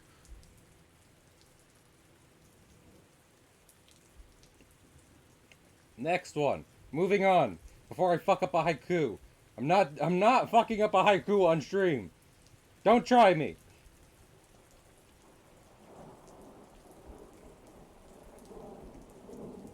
SCP-939. Is this the one I think it is? Yep. SCP-939. With many voices. SCP-935, which is Keter, is a species of canine-esque predators. They have elongated jaws, slightly translucent skin, no eyes, but light detection, like sensory organs along their spinal ridge, and spikes coming out of their back. Notably, two of the notable things about them is the fact that they have like circulatory and respiratory system, but not much else. They are emaciated. So even though they are predators, they don't really seem to need to eat, which is wild. The other wild thing about them is that they specifically hunt humans. They do not hunt wild animals. They specifically want to eat people. And they have two main methods of doing so. One is that they are able to mimic human speech. It is not thought that they really understand what they're saying. So because they are mostly mimicking the voices of the people they have attacked and killed before. The other thing that makes them notable is that they are able to breathe out an amnestic gas. For those of you who don't remember, which is ironic, amnestics are chemicals in the SCP Foundation that are able to wipe someone's memories. This made the SCP-939 incredibly valuable to the Foundation, because so long as they were in containment, what they could do was they could take samples of their lung tissue, grow them, and get amnestics for them to use in their operations, to make sure people forget weird things happening around the world. There's a lot to this article. I'm not joking. I've had to reread it a lot of times because I didn't quite understand what was happening each time. But I'm going to spoil the twist here. I got it. I will be using that in the future. I know. I wish. I've been ordering amnestics every day from Foundation higher-ups, and I haven't gotten anything yet. At least nothing I remember. I will spoil one of the twists here, which is that over time, the Foundation noticed that people who had been exposed to amnestics that the Foundation had given them, people whose the Foundation had wiped the memories of, were going missing. An investigation of this led to a wild pack of SCP-939. Because the other trick 939 has up its sleeves is that it uses the amnestic to make people forget that it exists, if they survive its attack. Over time, though, what will happen is that the people will experience quote-unquote deja vu, which is the chemical 939 produces acting in their brain to lead them back to 939 so they can be killed. And the Foundation had unknowingly injected lots of people with this thing, meaning that over time they'd eventually follow their quote-unquote deja vu back to wild instances, because the Foundation didn't have every instance in containment of 939, leaving them for dead. Which means the Foundation had to stop the process they were using to make these chemicals and hunt down those new wild packs of the anomaly. I'm gonna give this one. The writing confuses me sometimes, but you know what? It's an interesting story, tied deeply into Foundation operations, and goes into great detail about what the anomaly is and how it's contained. So I'm gonna give it a 5. It's pretty good. It's not like definitely go read this, but like if you're curious about it, I'd recommend it. Look into it. 953. Let's see what SCP 953 is. 953 is polymorphic humanoid. This is the one I think it is. There's a lot of polymorphic, polysexual, polyamorous stuff in the SCP Foundation. A female. Oh, this is wildly different from what I thought it was. Is it still loose? It might still be loose. No, it's not. 953 is, I believe it's, compared to a kitsune, a Japanese folklore. Have a good food time. There will be homework though, Greg. So I hope you're taking notes while you're snacking. A kitsune in Japanese folklore. What it will do is it will change into the form of a pretty woman. And then it will go out on the town and seduce someone. And then it will take them back to wherever, and it will change back into a fox-esque form and kill them. It kills and eats them. It's another human predator. There's only one of them, as far as the Foundation knows. That seems to be, I believe, somewhat, if not immortal, long-living, like throughout history. I keep clicking the wrong thing. All these Foundation articles are very small. Yeah, there's only one of them. Yes. It also requires psychological guarding because it gets into people's heads. I'm just gonna give this one a 3. Like, it's interesting. It's a high 3, but like, I mean, we literally just did a human hunting animal monster. And the next one I did was also that. Except this one is more derivative. And you know, it doesn't come with the kind of the same deep story. So, while it is good, it's a nice SCP, it's not gonna be, it's a 3. It is a monster they have in containment. And only so much is gained from that. Next one is 959. I got a lot of 950s here. The Boogeyman. Oh yeah, this guy. Dang. I feel bad for him. SCP-959. Object class safe. I need to make sure he blah blah blah. Ability initial. Oh, I did that.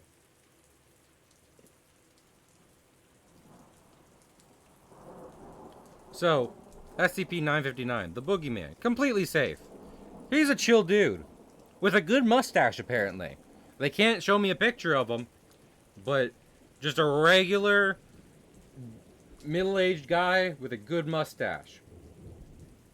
There is one problem though. Sometime in the early 2000s, he developed an anomalous ability, which he can't control. When people perceive him, he will look to them. Nothing going for you. You are welcome. How long? Was that a haiku? It's hard to tell when there's not 20 minutes.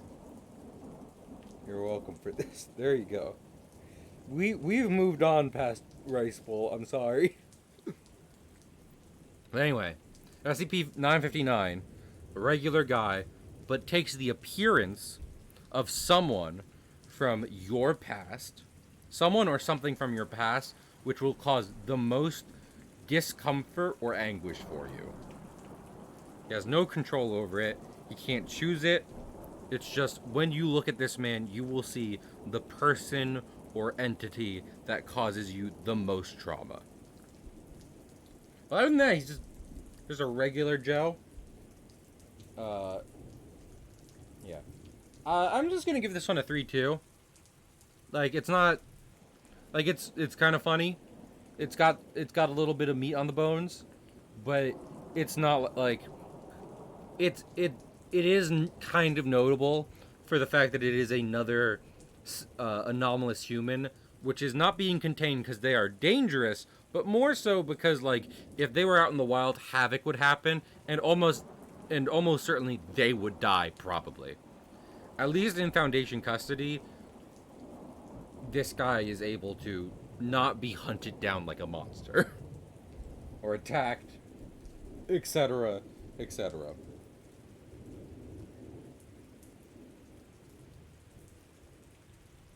Yeah. Like I said, it's just not particularly, there's not more to it than that. I described the thing. It's an interesting concept. There is a bit to read there, but it's not like, it's not going off. They weren't just like, and now a deep exploration of the human psyche. It's a face in the window. Is this, I'm trying to think. This is not the one I was thinking of, but I need to make sure because I'm not sure. Blah blah blah. Yeah. SCP-965, a face in the window. It's notable. One of the notable things about its containment is that it is an entity contained between two plain panes of window glass in an otherwise windowless room, and all precaution should be taken to not break the window or introduce another window in the area, because it is an entity that appears as a face in the window, like one of those like very slight reflections, and just kind of stares at you. It makes certain faces at people, but physically it doesn't do much else. Psychologically, however, it does cause people distress and paranoia when they're in the same room looking at it. And if you fall asleep in the same room as the entity in the window, people have reported nightmares where they feel like they are being chased or pursued by something. I'm giving this one another 3 because, much like the boogeyman, it's not like it's a cool thing in containment, and there is some neat little facts to read about it, but it's not like, you know, it's not going wild. It's kind of notable that they're containing it in between two windows, like just nailed together, a window box, but it's not like, oh my goodness, this thing. The birthday monkey! Guys! Happy birthday! SCP-983, the birthday monkey. Object class, safe. Its containment procedures specifically state, do not put it in front of someone whose birthday it is. Because what will happen is, the monkey, when presented to someone whose birthday it is, will start singing. And when it does so, for each verse it sings, the person ages 1 year. In order to get the monkey to stop, you have to start singing and clapping along with the monkey. How good you do will be presented as a candy that is dispersed from the monkey after the song is over. When you eat the candy, you regain some of the years the monkey took from you. However much you've aged, if you've played along with the monkey as it's been singing, you'll get some of those years back from the candy. It was discovered by the Foundation when it was presented to a Foundation agent for their birthday. At which point, its anomalous properties activated, and before anyone could realize what was happening, the agent died from old age in a matter of minutes. They've done multiple testings with it on different D-class that resulted in different colors of candy. Black candy is never supposed to be eaten. And how clear or white the candy is how much time you get back from the monkey. One D-class in particular, again, this is a prisoner kept by the SCP Foundation for at least a month in order to be tested upon. She was so excited about her birthday that they gave her the monkey to test what would happen. She did it perfect. She recited the song perfectly. And when it was over, she got a crystal clear, almost glowing candy ball, which when eaten, almost made her look younger than when she started. So in theory, if you do what this monkey is asking perfectly, you will get younger on your birthday. But the fail state for that is so fucking high that it's almost certainly not worth it. Unless you can really nail this birthday song. I'm gonna do this a 4. This is like, it's kind of an average one, but it's also kind of really fun to talk about. And it's a really neat concept that they do go a lot into. Like, I think something that helps elevate it is its testing log showing the range of what happens and how excited people are about their birthday. So yeah, I'm giving Birthday Monkey a 4. It's a fun little guy. But maybe that's just me being excited about my birthday. Maybe I like my birthday. You don't have to like your birthday. But I suggest you not tell the monkey that. That sounds like a bad idea. Next one. SCP-993. 993. Bobble the Clown. Oh no, Bobble the Clown. Oh no, it's Bobble the Clown. SCP-993, Bobble the Clown, is a TV show. The monkey doesn't have a birthday, which is sad. That's probably why he wants to celebrate yours so much. SCP-993, Bobble the Clown. This one's probably getter. No, it's safe. Is it VHS? Or, no, it is broadcast. SCP Bobble the Clown is a television show for children that only children can watch. Bobble the Clown will not broadcast or be played on a television if it is not watched by someone that is a child under a certain age. Otherwise, it's just static. It used to come in VHS copies, and before that it came in film reels, but now there are like videos on the internet for Bobble the Clown.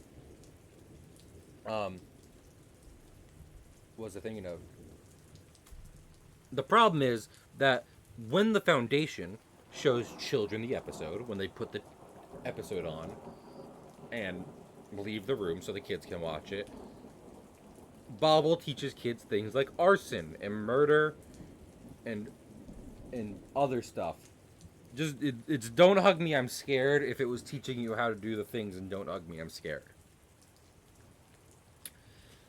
As the Foundation, why do they have kids in there? The Foundation people have families.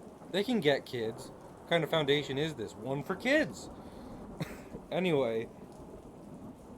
So obviously, this is anomalous because it's just popping up randomly, and it only plays when kids are in the room.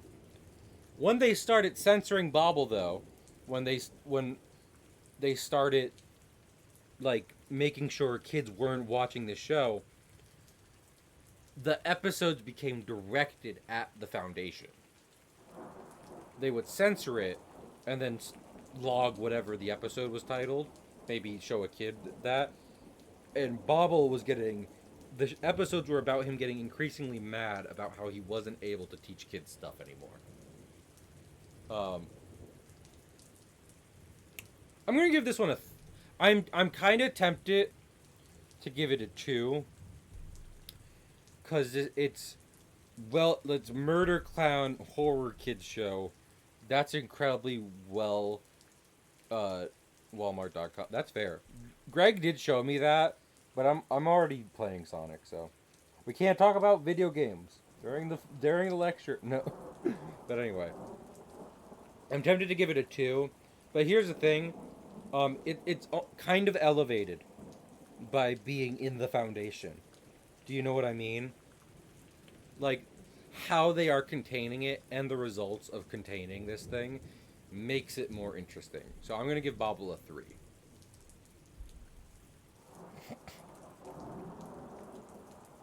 Greg lives in the UK, apparently. Oh, no. I thought you said it was that price in the UK. What's the next one? I am not focused. Oh, wait!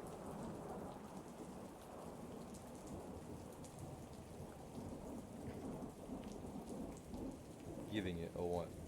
Is that... I think Stitch's quote. You know what? No. I'm gonna... What do you guys think? 2 or 3? I know Stitch was quoting something. But class, what do you think of the narrative properties of Bobble the Clown? 3? 3? Yeah. Like, it's fine. But it's not particularly. Guys, everyone stop. Everyone stop real quick. Ring the alarm. Ring the goodest boy alarm. It's time for the good boy. Oh yeah, baby. It's SCP-999. Oh, thank you for the 1 bit, Greg. The Tickle Monster. It's the Tickle Monster. How'd your class safe? SCP-999 is a gelatinous glob, colored orange, vaguely smells like peanut butter. When you touch it, your brain gets happier. Exposure to 999 can cure hard to treat depression and general feelings of sadness. It acts like a puppy and it squeaks. The containment procedures call for it to have total free reign of the Foundation site it is contained in. What I'm saying is that so long as 999 is on Foundation property, it can go wherever it wants. When it sees someone, it has 2 little nubby arms that it hugs them with. Do you remember 682, Hard to Destroy Reptile, the famous anomaly that hates humans and will kill them on sight? At one point, in the same site 999 was being contained on, 682 breached containment.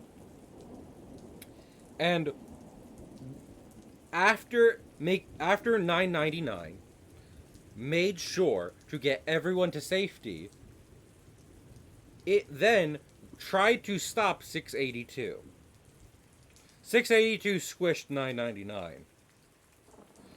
But 999 reformed, because it's just a pile of goo, can't really squish it. It reformed and started tickling 682, at which point it could be recontained. He is the goodest boy. He is the goodest boy. I'm going to give this one a 5. Not because it tells a particularly interesting story, or for any deeper reason. If there is a deeper reason, it's because it's able to go around a Foundation site, which only like a few SCPs can do. Yeah. Well, that's what I'm saying. Some people have a problem with how simple this is. 5 out of 6, Greg. But I think something that makes it great is that, like, I was just saying, like, how Bobble the Clown is a very well tread on concept in horror. But what the Tickle Monster is, it's an article that is purposely playing on how horrific the SCP Foundation can get. How almost every anomaly has a catch to it or is outright horrific. 999 is the no caveats good boy of the Foundation. 999 exists for no other reason to be a shining light in a very dark world. And for that reason, it is inherently playing off of the universe of the Foundation and just how much enjoyment it gives me. I'm giving it a 5. And with that out of the way, it's dangerous for me. I feel like 999 would know that. Because it just wants to do the best thing for people. With that out of the way, we've finally done it. We're breaking into the thousands, people. And the SCP 1,000 spots, 1,000, 2,000, 3,000, 4,000, 5,000, 6,000, 7,000, are typically specially reserved spots for particular anomalies. And with that in mind, SCP 1000 is Bigfoot. Its object class is Keter. The Foundation cannot contain Bigfoot. SCP 1000 is a species of ape-like creatures generally considered to be similar to Homo sapien in nature, though they are larger and hairier than their human counterparts. There are factions of them in Oregon, Australia, and the Himalayas. And that's about it. They stay away from people and live in the forest. It is believed that at some point that there is an anomalous disease. Well, okay. I'm trying to think how to format this. Documentation says that SCP-1000 carries an anomalous disease that is detrimental to its species and will kill it and kills it off at some point. Like, the reason its numbers are so small is because at some point an anomalous disease kills instances of SCP-1000. If you are level 3, I'm getting to that actually, Greg, or higher, if you are a higher ranking Foundation official, there is a new SCP-1000 article for you to read. From the head of the SCP-1000 propaganda campaign. He discloses that SCP-1000 is not anomalous. SCP-1000, Bigfoot, is a completely normal creature by every stretch of the imagination. Where the Foundation comes in is what happened in the past. At some point in the past, SCP-1000 were much more similar to humans today than they are now.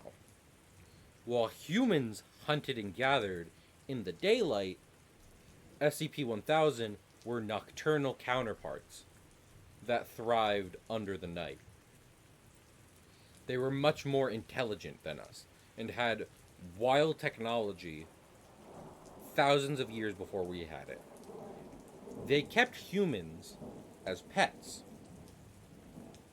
and had a civilization that spanned the globe.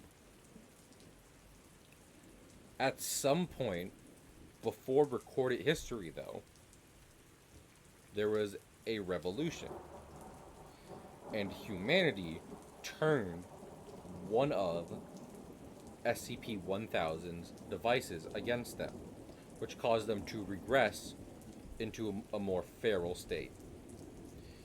And ever since then, they have been rarer and harder to find. The Foundation has done everything they can for the sake of humanity's continued existence as the top species on Earth to suppress knowledge of SCP-1000. They came up with the name Bigfoot to make it sound ridiculous, and they paid actors in suits to fake Bigfoot sightings. The biggest problem presented by SCP-1000 is that there are Bigfoot sightings. And it seems like they're trying to make contact with humanity again. So the Foundation now has to ask themselves, are they going to be very forgiving about what happened in the past? This is not the best 1000 entry, but it is a good start to that. I'm going to give it a 4. I feel like you have... The problem with it as a standalone article is I feel like you have to appreciate the Foundation as a whole to kind of get why Bigfoot being an anomaly contained by... or not contained by the Foundation is special in the first place. And also the implications of its everything. And furthermore, SCP-1000 is only made better when you start reading other articles it's mentioned in. So, like, you kind of have to be a bit deeper into the Foundation as a whole to get an appreciation for it. And I don't think that gives it. It's well written and a cool concept, which does give it a higher rating. But as a standalone story, it's not like the best out of the 1000 series. So, but we can move on now. We're finally breaking into the 1000s. So let's start with 1003. SCP-1003, the Tapeworm Child. SCP-1003 is a species of tapeworm. Fuck you. The Tapeworm Child. The fucking what? Keter. Because they don't have all of them in containment. SCP-1003 is a species of tapeworm that does most of the things that tapeworms do. Except, whoa. They get people pregnant. Should SCP-1003 find a host that it can get pregnant, the host will get pregnant. The resulting child will have tapeworm-like features. Over time, though, those will subside and it will... some point in its young life be completely identical to a normal human. As they do.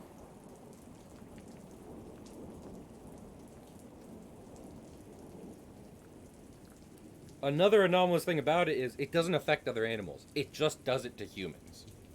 There aren't tapeworm cows or tapeworm sheep. It's just tapeworm kids. I'm gonna give this one a 3. It's a little gross, but it also kind of has some of that scientific lingo that helps makes it something kind of cool. And also, what was I thinking of?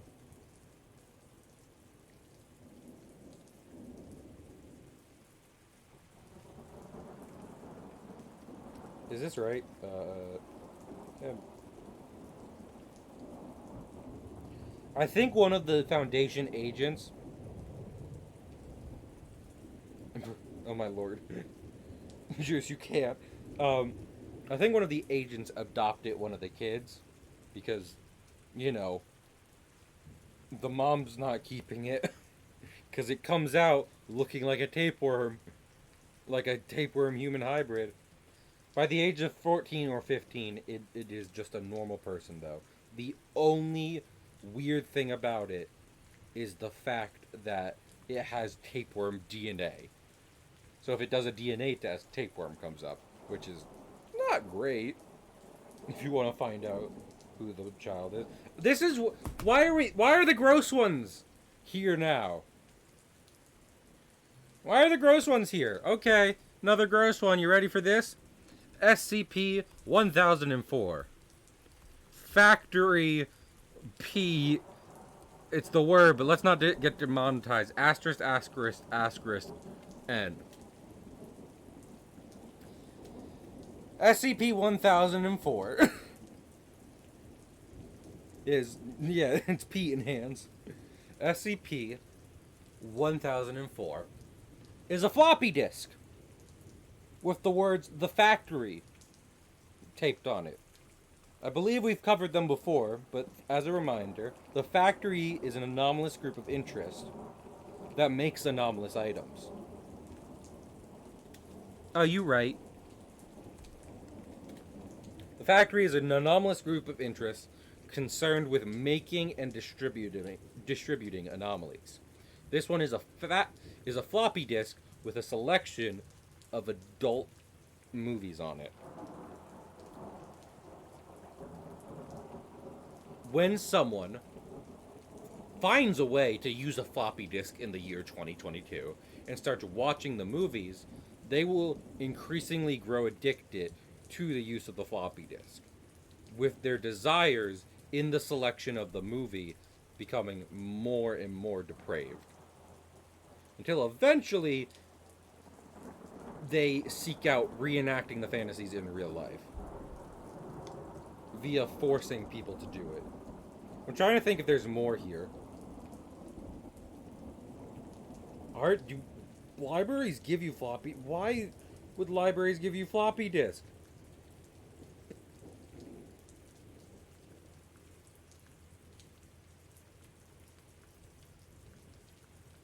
Yeah.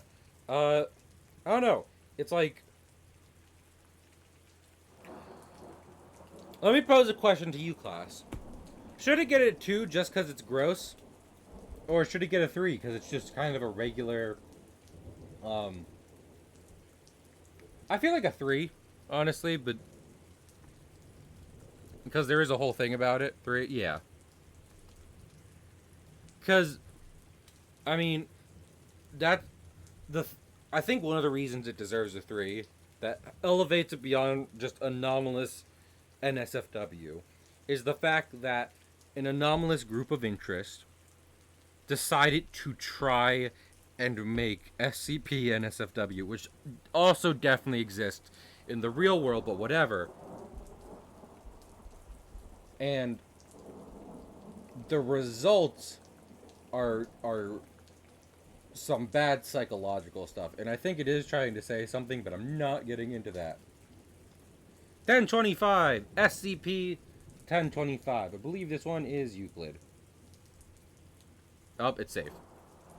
SCP 1025. The Encyclopedia of Diseases. How do I spell encyclopedia again? I used to go to a school with a full encyclopedia in it. And I've never seen one outside of that. Safe. Formerly Keter. SCP. My liege is the correct choice here. I pick 3, my lord. Yeah. SCP-1025 is the Encyclopedia of Diseases. It is a book. Oh, you did look at... yeah, I did notice that, but that's the other... it's not I wasn't going to bring it up, but Juice did bring it up. Yes. It is now a CD. And that happens with some anomalous media. They change it. The anomaly, or the person making the anomaly, will change it to make sure it is still being, used or can be distributed. So now it's probably a flash drive. Or Google Drive link. Regardless, let's move on to 1025. Encyclopedia of Diseases. Encyclopedia of Diseases is a book of diseases that, when read, will make the person reading the description of the disease experience the symptoms. So if you read the description of tuberculosis, you will feel like you have tuberculosis, even though you don't. the effects subside after long enough. Something notable, erectile dysfunction was probably, no, listen, Greg has a point. Something notable about the article, though, is that the tests get more and more violent. Whereas before, they would take like saliva samples to see if the person had a disease, to eventually fully bisecting subjects to inspect their bodies. And that is because, whereas initially it was thought that the only thing SCP-1025 did was make you feel like you had disease, it has a secondary effect, which is making the people witnessing you reading it violently hypochondric. You know the one I'm talking about? Afraid of diseases. So the more the Foundation team experimented with the book, the more and more they became afraid of diseases. To the point where they were starting to violently dissect healthy people because they wanted to see if they had any diseases. And of course, then the bigger Foundation has to come in and sweep it all up. I'm going to give this one...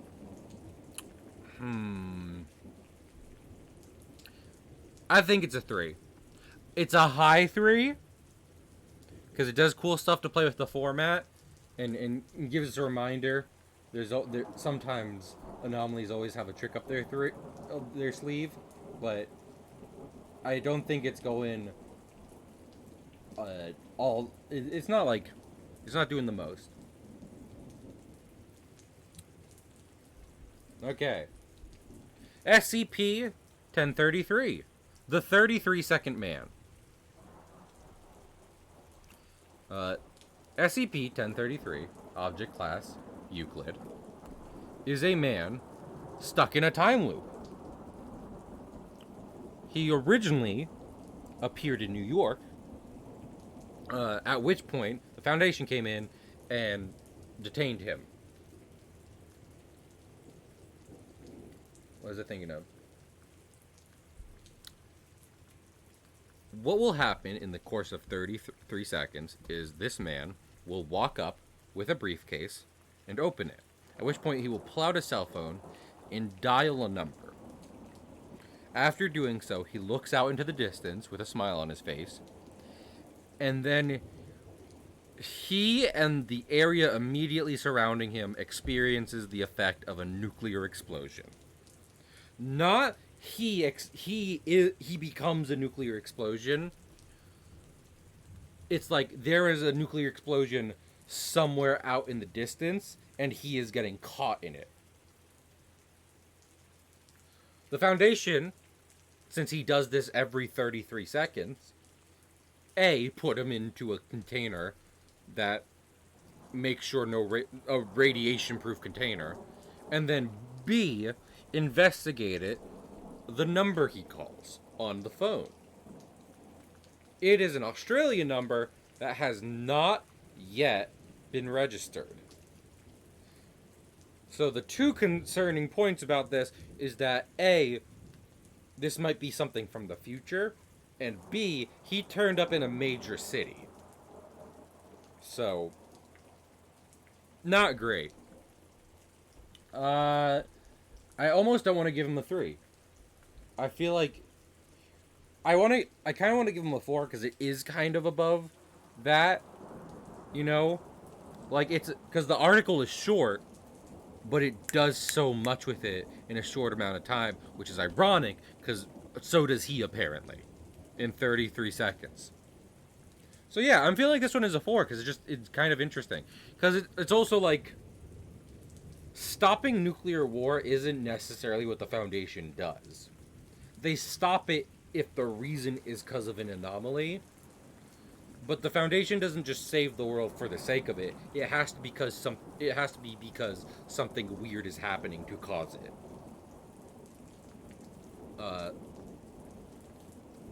So, like, the fact they only kind of care about the nuclear explosion part kind of helps elevate it, because it's just like, y'all don't care about that. It's like, no. Oh, baby, it's time. SCP-1048. Builder Bear. Object class, Getter. Formerly, safe. Unfortunately. SCP-1048 is an animate stuffed bear, which is very friendly towards people, and used to have full free roam access of the site it was contained in, like 999. It can't speak, but it can nod its head in response to questions. With that being said, it seems to avoid answering the questions about where it came from and what it's doing. At some point after containment, SCP-1048 was seen guiding around SCP-1048-A, which was a similarly sized, quote-unquote, bear made of human ears. When people got upset about this and tried to contain them, like the Foundation does, SCP-1048-A and the original, well, just A, let out a scream that caused ear-like growths to occur on the inside of the lungs of everyone present. Then 1048 and A got away, and they have not been seen since. After that, 1048-B showed up, which was a stuffed bear, moving around similarly, different from the original, and seeming to wriggle a bit more. As people were observing it, a seam tore on its side, and a small, bloodied human hand popped out of it. And I will not tell you the details around that part, but I will say one of the Foundation staff needed serious psychiatric therapy after that. After that one was contained, because they managed to contain it, it didn't get away, 1048-C showed up. In the office of the head researcher, 1048-C was another bear, this time made of gears. A mechanical one. But not like a clockwork bear. Like it was the shape of a bear made of metallic parts. It immediately ran from the head researcher, and in doing so, jumped through multiple Foundation employees. I want to reiterate that. It jumped through them. Through. And not like Danny Phantom. Like a drill. Ever since then, no, not like Danny Phantom. Like safe, yeah, like that. Ever since then, there has been no more instances, but they have not been able to recontain the original bear, A or C. And they are somewhere on the site. This is a very popular one, and I think this is a 5. Just because it does good stuff with horror, body horror, and it plays on just like we've had innocent SCPs before, and it plays on the fact you can't always trust that. Even if you want to, some of them need more caution. You need to make sure they're safe. So, kind of a very interesting story, combined with some other things, I think helps elevate that above average to something else. I need to make sure. SCP-1057. Absence of shark. Object class. Safe. Because it's... They got it under control. SCP-1057 is contained in an aquarium and is a pocket of empty space in water in the shape of a fully grown tiger shark. It was found in a pool with a note from the group of interest, Are We Cool Yet? Are We Cool Yet is a group of anomalous artists obsessed with making weird art for the sake of quote-unquote being cool. The note read, "Sometimes the thought of a shark is as dangerous as the real one. Are we cool yet?" While there is nothing present in the space of 1057, it does act and behave like an adult tiger shark. So, for example, when you throw meat into its aquarium chamber, it eats it, and the meat is torn to shred. I'm gonna give this one a 4, because it is kind of above average. It has a very kind of like, you know, I'm 15 and this is deep sort of message, but it's kind of supposed to, because it's made by a bunch of edgy artists, and it's also just a shark.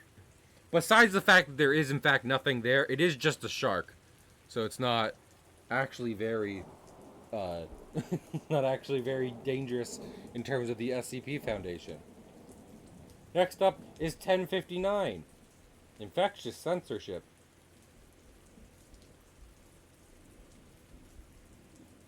Oh. SCP-1059 is an anomaly plaguing the SCP Foundation database, in which random pieces of information for no reason will be censored in SCP documents. This is a play, of course, on the fact that the SCP Foundation loves to censor stuff, and certain articles are seemingly wildly unnecessary censored. It's funny. It's a 3. It's redacted. Infectious redacted. It's a bit of a goof, and we'll give it a 3 for that. You don't have to be Starry Stitch. SCP-1086, Second Brain Syndrome. SCP-1086 is a disease affecting random people, where a brain tumor will appear in their brain and slowly grow into a second brain, eventually overriding the original brain's functions and kind of reverting the person back into a baby. Like, the brain is not exceptionally functional. That's really all I gotta say. Oh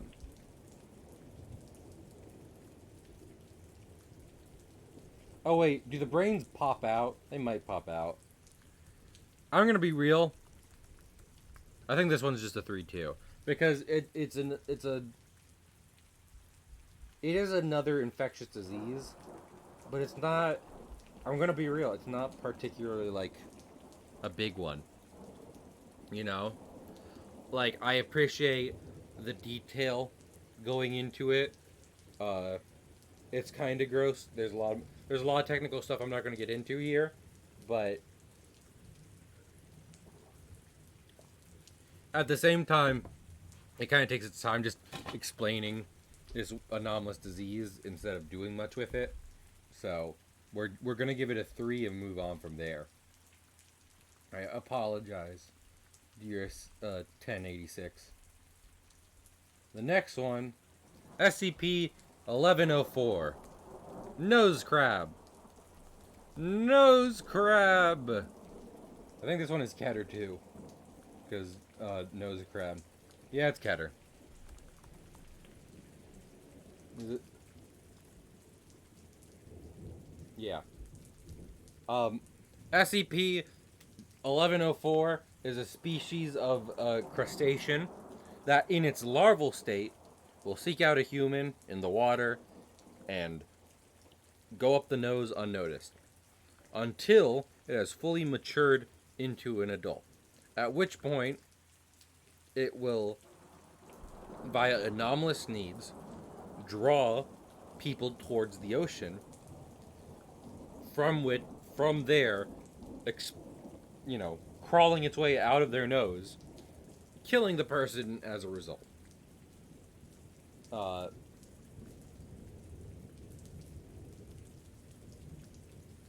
Yeah.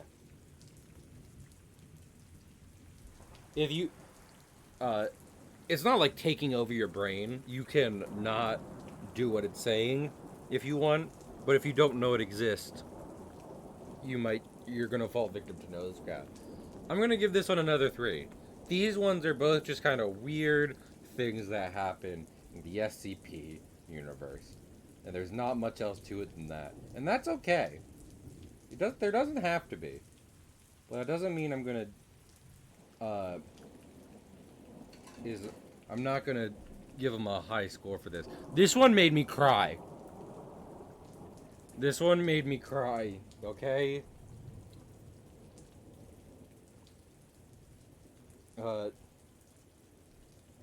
So SCP 1111. Are you all ready for a heavy one?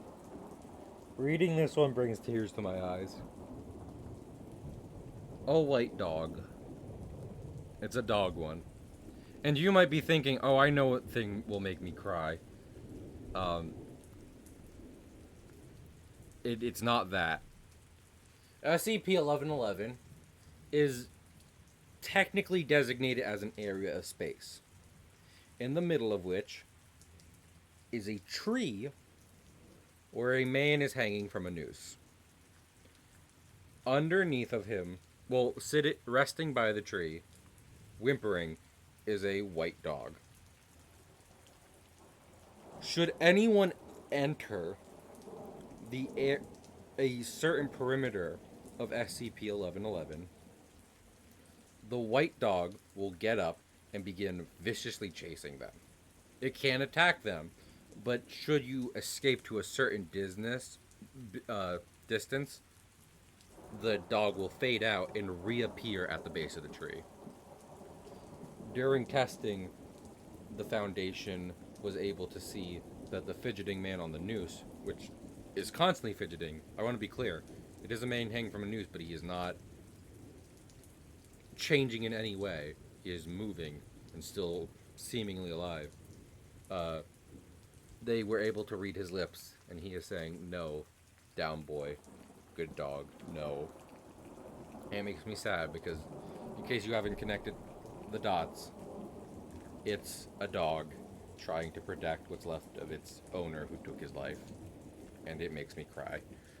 I'm gonna give this one a 4 because it makes me feel like it's not the most complicated story, but it makes me feel real emotions.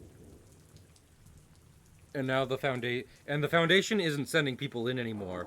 They're making sure people are staying out, so they're helping the dog protect his owner, and it makes me it rips my heart out. Oh my goodness. SCP-1111. Why? Why? Let's see. 1124. The Xenoplague. I said Xenoplague. And if you're thinking Xenomorph, you're correct. It is an event that happened. What was I thinking of?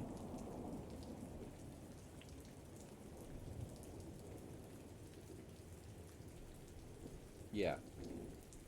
It is a metamorphic like, disease. I thought Xenoblade. That's fair. That was discovered when a space expedition independent of the Foundation went up and found, like, almost like an egg. Like, it was like more like a ball, but you know. I'm gonna give this one like a...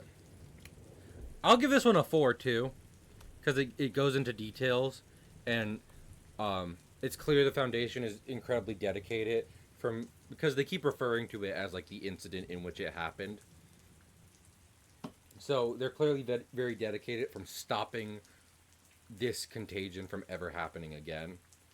And it gets into detail, but it is also just kind of the xenomorph, like not in appearance, but more so in biology. Because if you're not super familiar with Alien, the xenomorph is it's not just the creature you see in the movie. It can be anything. It depends on what the face hugger latches onto. So it does do a good job at distinguishing itself from that. It just kind of it's almost like it takes the presence and goes in a different direction from there. So that's kind of why I gave it a better score. But I'm not gonna be like, and it's so good, it's better than Alien. Let's see, 1128. Aquatic horror. Oh my gosh, is Pig here? Pig, please tell me you're here. Pig, please tell me you're here. Do we get a link to the study of the test? I mean, I can link you to the SCP wiki. And please be aware of the content warnings I gave you before apply. But I will link that now. You can absolutely do that. And I mean, it's very easy to find. I need Pig to be here. Oh, did he go? I am sad. What? I could have shit and piss. Pig. Pig. We are on SCP-1128, Aquatic Horror, or as I like to deem it, the thing that would kill Pig the most. Are you ready, Pig? I try not to call out specific viewers, but I need to make sure you were here for this one. You ready? You ready to hear this one? Uncontrolled. I'm waiting for Pig's response. 1128, the Aquatic Horror.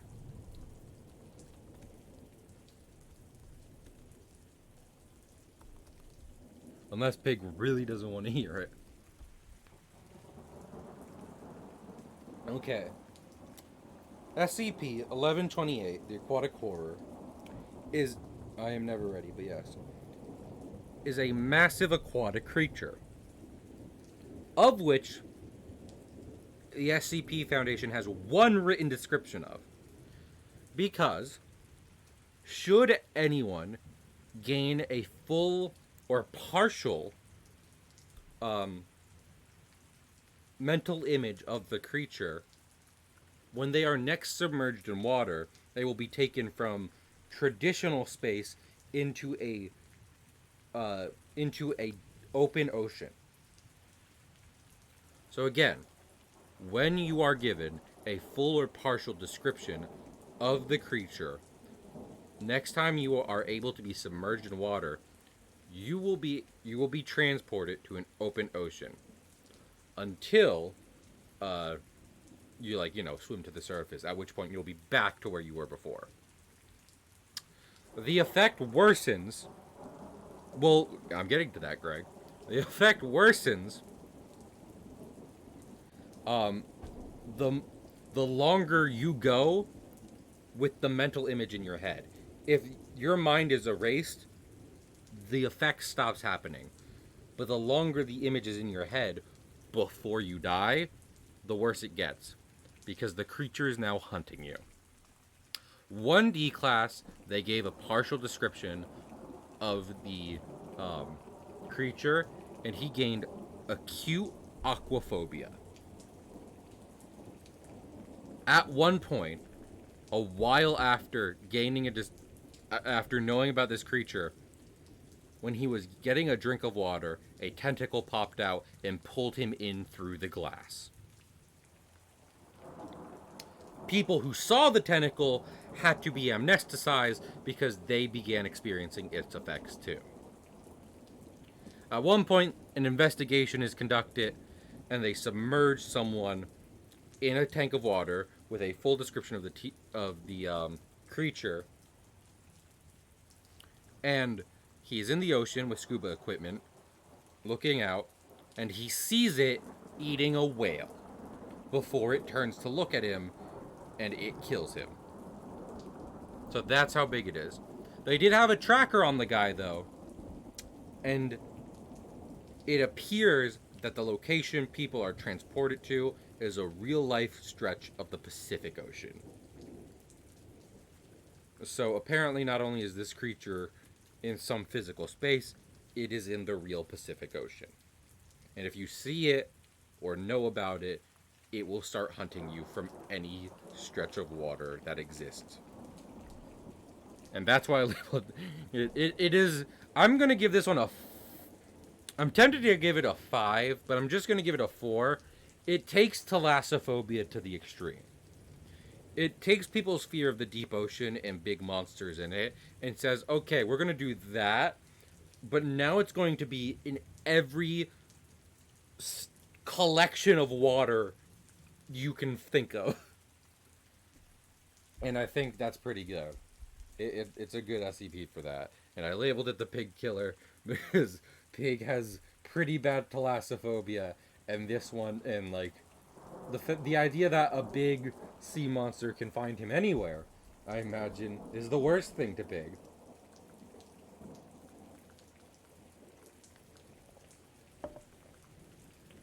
Very bloodborne. Yeah, exactly. It's not just mimetic. It's like, if you are able to remember what the monster is like, then you are in danger. It is it's purely having the image of it in there. Next up is, what? I'm making sure I read this right.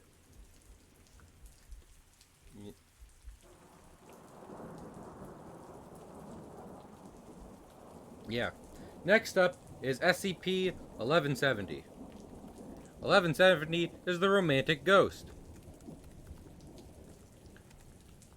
Object class, I believe it's safe. No, it's Euclid. SCP-1170 is like a destitute apartment. Well, it's it is one apartment in an apartment complex that the SCP Foundation now owns because of the singular apartment.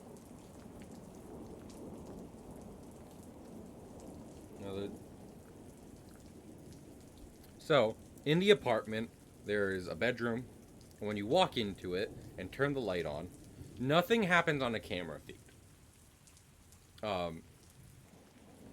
It is thought to be a purely visual hallucination, but when you go and turn the light on, the room looks like a much better bedroom with the light on. And 1170-2 pops up, which is an ethereal creature. Seemingly to the people in the room, it is more attractive, but it is much more of a specter on camera. It will be like, it gets all mushy. It starts romancing the person who has entered its room and turned on the lamp fixture. At which point, the light turns off and they both disappear. I'm gonna give this one a 3. It's like a ghost with a little twist, but it's not particularly like, you know. I'd be tempted to give it a 2, but it does kind of have like a little thing to it, you know, with the fact it's a specific room with a transformation tied to the light in it, and the ghost doesn't really seem to be like trying to harm people, but to what the Foundation can tell is genuinely like trying to be romantic. As I think of SCP-1207. This is not a mirror. What's the thing now? Oh wait, no, it's just called not a mirror. Object class safe. SCP-1207 is a silver like plate that is not reflective. It is a mirror frame with a silver plate in it, which is not reflective, and it has the words carved into it. This is a my roar. You are a typo. So again, let me type that out real quick, right in this sheet. This is a my roar. You are a typo. When subjects perceive SCP-1207, they perceive it as a mirror in which they are reflected. The more they look into this hallucinatory mirror, the more flaws they will begin to see in themselves. With animals who are exposed to it perpetually grooming themselves, and humans always attempting to fix whatever flaws they perceive. Long-term exposure will result in body dysmorphia for the dysphoria for the subject. I always get that wrong.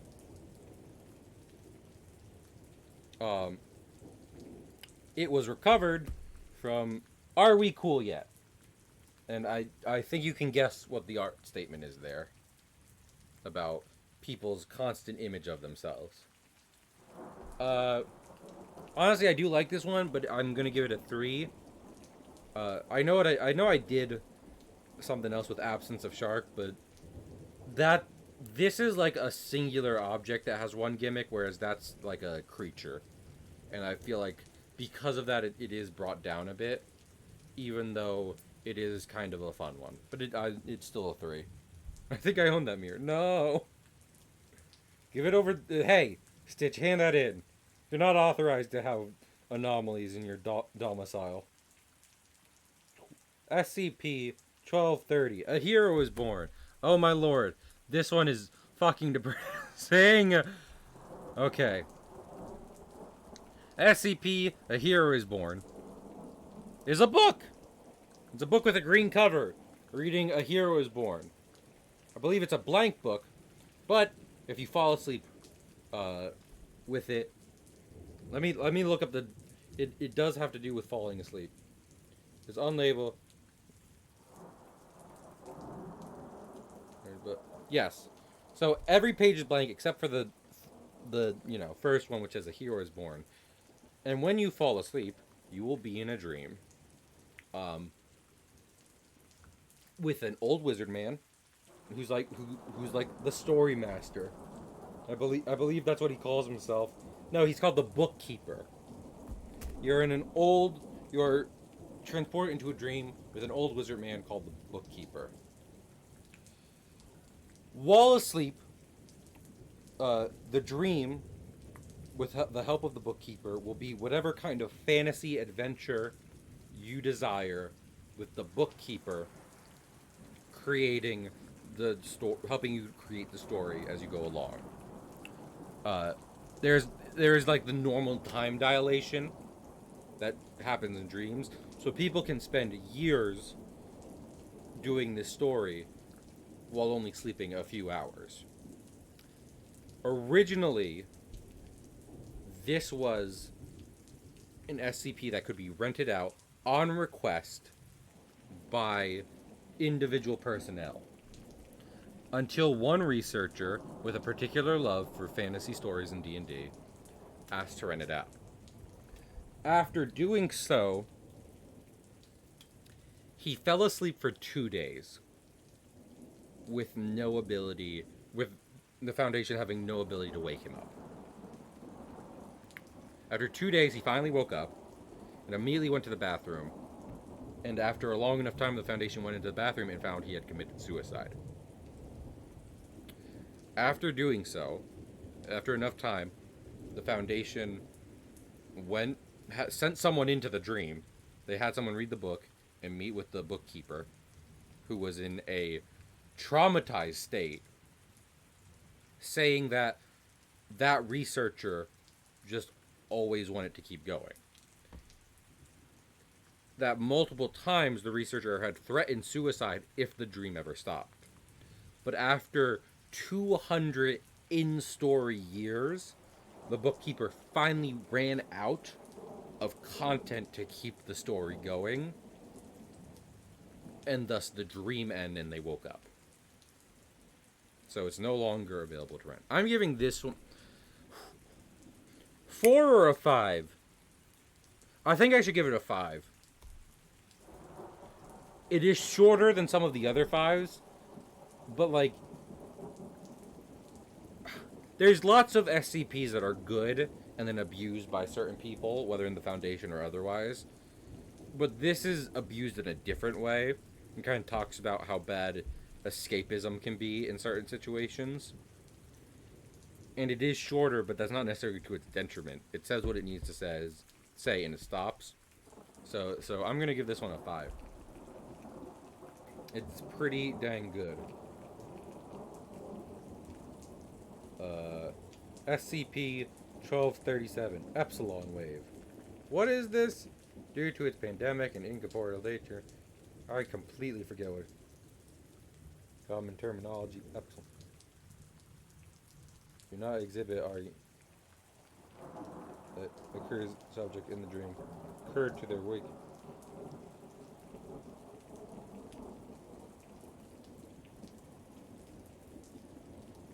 Oh wow, this is incredibly similar. Okay, SCP-1237 Epsilon Wave is like almost the opposite of A Hero Is Born, and I don't know if they had an effect on each other, but it is if you die in the dream, you die in real life.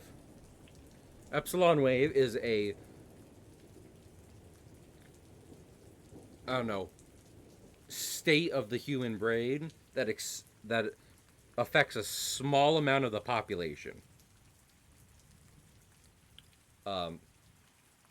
When that part of the population dreams, them and the real life places they dream about are changed in accordance to the dream. So, let's say you dream about your house, and maybe there's an extra door. There is now an extra door in your house. Let's say you dream and you lose your arm. You will not have an arm when you wake up. The problem is, obviously, this is incredibly hard to contain, and it can have disastrous effects on baseline reality, given, you know, what can happen in dreams.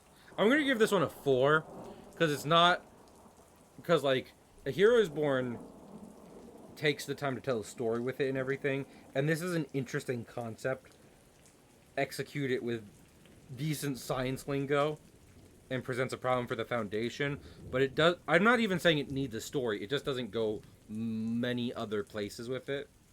On top of that, like, you die in the dream, you die in real life. It's like, there are other things like it. I'm not even saying it's derivative.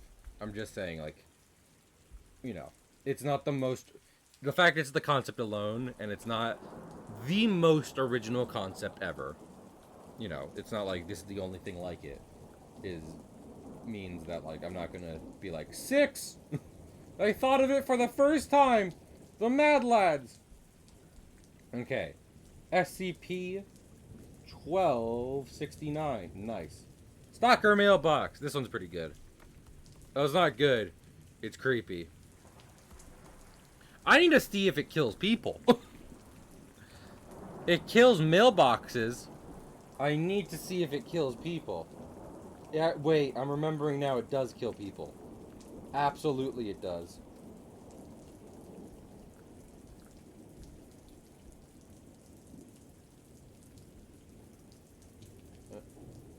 Yep. Okay. SCP-1269 is a mailbox outside of a otherwise non-anomalous house in a suburb. when the house is inhabited by a person identifying as a woman, the mailbox will start to be anonymously filled with love letters to the person, written from the point of view of someone who is watching them from afar. These can get real creepy real fast. And if the mailbox outside of the domicile is attempted to be replaced, the the next day, that mailbox will be dismembered, quote unquote, in a local garbage can with the original mailbox in its place. That's wacky and goofy. The other problem is that when they introduced a male subject into the house, he ended up in the same discarded state as the mailboxes. So, even though we're pretty sure it's just a mailbox, it's a pretty psychotic fucking mailbox. I'm gonna give this one a 4 for a lot of reasons. It plays with the ideas, like the creepy, scary, violent idea of stalkers in a unique way, on top of just being kind of a wacky SCP. So, that's a 4. Personally. 1290. We're skipping around more now that we're getting up there. Imperfect teleporter. Yeah, I know this one. This one's easy. I just need to check who made it. Blah, blah, blah. Okay. I believe SCP-1290, the imperfect teleporter. They got a lot of people. Well, yeah. SCP Foundation will find a way to get people to experiment on. Don't you worry about that.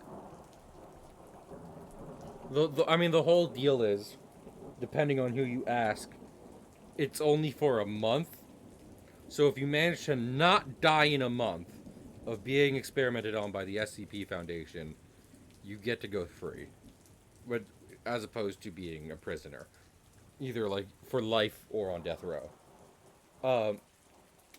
SCP-1290 is a pair of electronic devices built by the group of interest Prometheus Labs, which is a defunct technologies corporation that made anomalous devices. When placed apart from each other, and an object is placed in one of the devices, it will be teleported to the other device. There is one problem. Something went wrong when this was being made, and the teleportation did not account for the rotation and movement of the Earth. Meaning, what was I thinking of? I want to get the elements, because I don't know how fast the Earth moves. What was I thinking of? How fast the Earth moves. But it means whenever you try to teleport something in this, it comes rocketing out the other side. The first thing they tried putting in the teleporter was approximately 930 meters per second. It comes rocketing out the side at 930 meters per second. So, the first thing they tried teleporting was a bowling ball, and when it came out the other side, it resulted in 3 casualties and a destroyed wall. I'm going to give this one a 4.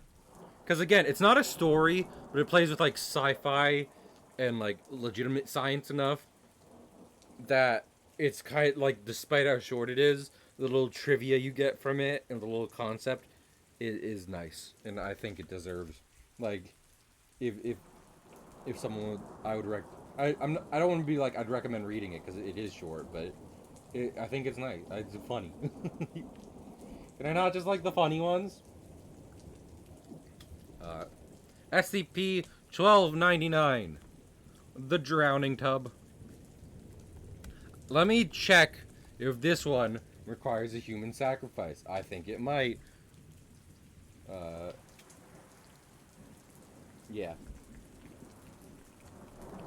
So, SCP-1299 is a cast iron bathtub. It was discovered in an apartment that had been under investigation for a murder at one point. When filled with water, which it can be without being hooked up to a water source, SCP, an invisible force associated with SCP-1299, will drag a random individual nearby into the tub and hold them underwater until they are dead.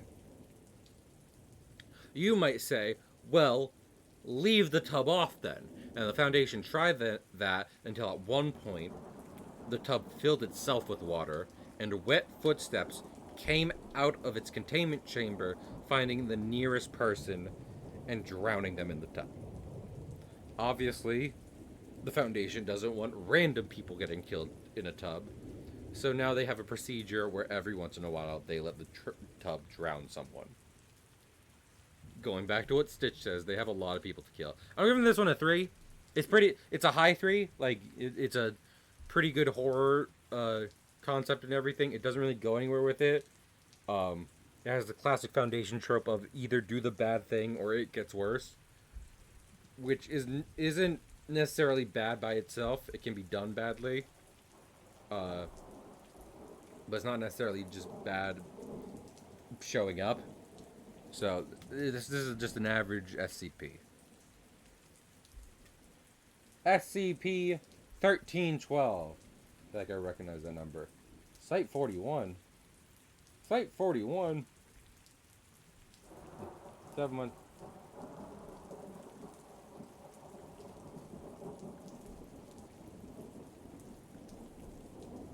I need to reread.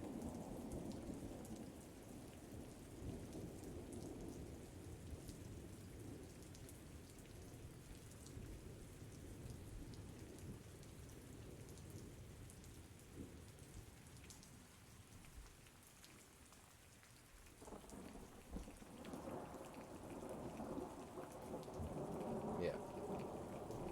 SCP-1312 is Site 41. A couple months into building the site, it was randomly teleported a couple meters to the north. At which point, all the staff in it were presumed dead. It is now filled with humanoid entities, and an exploration of the site has revealed that these weird human-like things are doing what the SCP Foundation does in very crude, rudimentary ways. They're containing just random stuff that doesn't really need to be contained, but is. I'm gonna give this one a 3. Like, it's okay. I feel like it has a cool concept, but in comparison to other SCPs that play with the idea of like a mock foundation, this one doesn't do it the best. It's kind of weird, but it's short. It's kind of nice, but it's not like... It's a foundation SCP, and those are cool, but it doesn't do enough that I'm like, yes, higher score for this guy. Oh, yeah. This one is good. SCP-1337. If I see any elite jokes, you're banned. You're banned from my class. You're banned from the stream. The Hitchhiker. SCP-1337 is the spirit or apparition of a young girl who died a couple years ago, who appears on the side of the road asking for rides, at which point she gets in the back seat, you drive a while, she disappears. That's what it used to be. Until one SCP Foundation agent decided to take it upon themselves to destroy the woman's grave. Uh, but not real.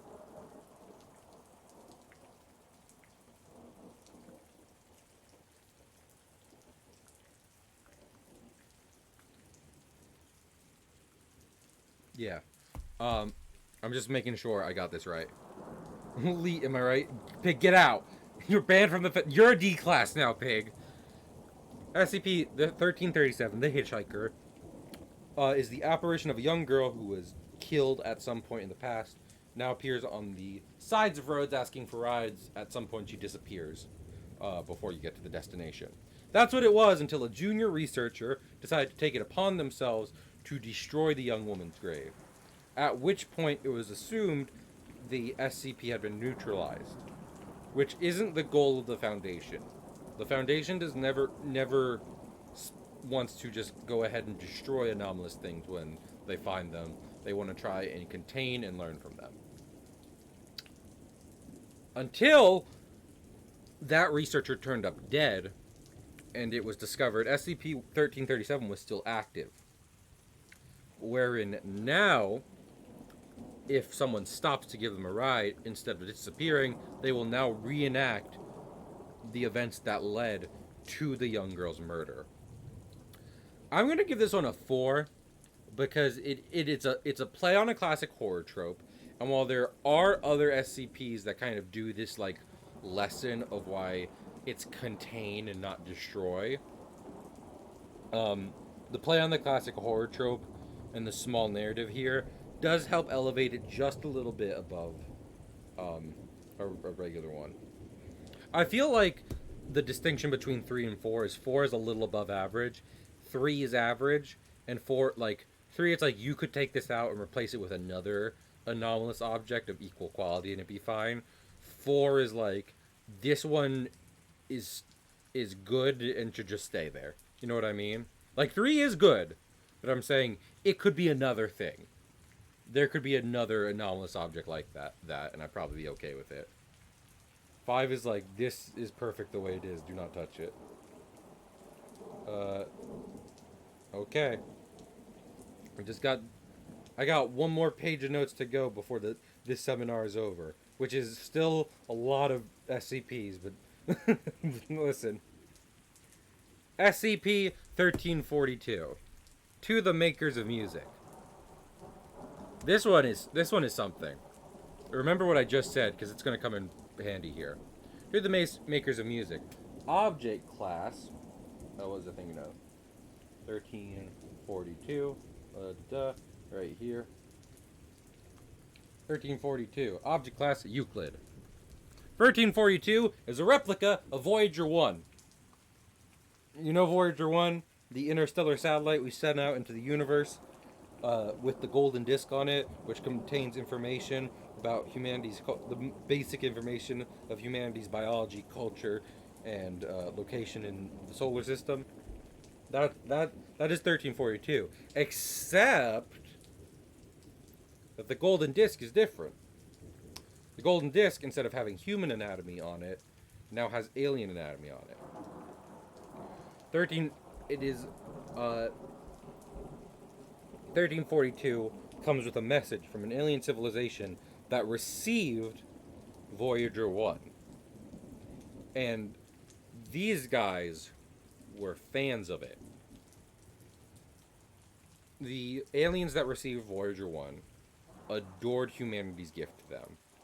And they turned all their technology and satellites into listening on the radio signals that humanity puts out into space. Listening to the music and sounds of humankind. Until at some point, in the somewhat distant future, humanity launches a nuclear attack, nearly devastating the civilization. Using the last bits of their technology, they send a message of their love back to mankind beforehand in order to ask them to change. Because while they could have done a mutually destructive thing, they decided they'd rather, have a relationship with mankind like they had dreamed of. Aw. Have a good sleep, Greg. Absolutely look after your sleepy times. I'm gonna give this one a 5 because not only is it good, I've also like me describing it as I remember is not doing it justice. So you go read SCP-1342. It's good. It's sweet. It's kind of like the opposite of aliens find us and decide to start fucking shit up. And heck, playing on that trope alone is something I love. So go check it out. SCP-1370. What was I thinking of? SCP-1370 is Pesterbot. It's safe. SCP-1370 is a small robot, just like a standard sci-fi robot with a self-aware AI in it. It is constantly threatening to take over the Earth and kill people. It is completely incapable of doing anything, any amount of harm. It is constantly giving itself new titles. It calls itself Doom Master 1370, Master of All Doom.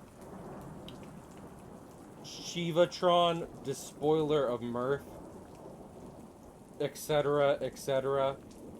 Prime Minister Sinister, and Darth Claw Killflex. It's got some cool names, but the Foundation calls it Pesterbot.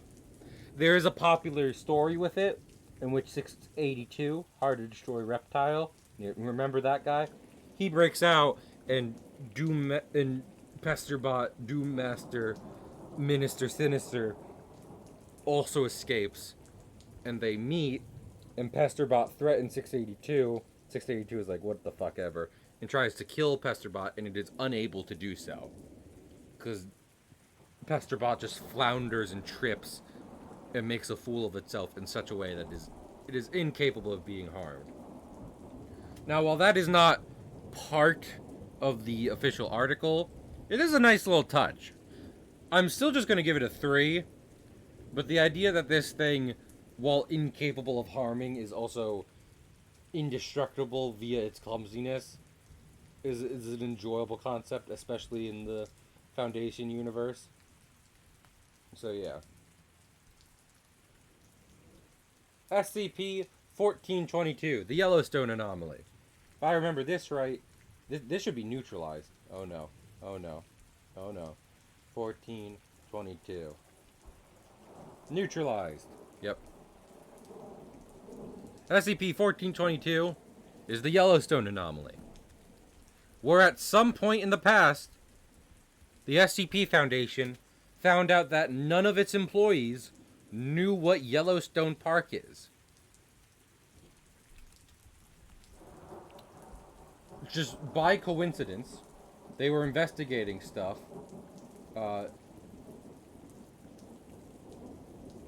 Where, in the state Yellowstone is in, which I definitely know. And it is presumed the anomaly was neutralized when they discovered Yellowstone. It was just a coincidence. Well, not a coincidence. It was just some weird thing that made the entire Foundation, everyone employed in it, not aware of what Yellowstone National Park is. And it is assumed the anomaly was destroyed when they found out, but the problem comes in the fact that there could be other anomalies like this, just making the Foundation unaware of things that exist. I'm going to give this a 3. It might tie into an SCP, another SCP, a couple other ones. I won't say. I'll never tell. Can't make me. So yeah. SCP 1427. Extinguishing steel. I believe that's how you pronounce that. Object class Keter.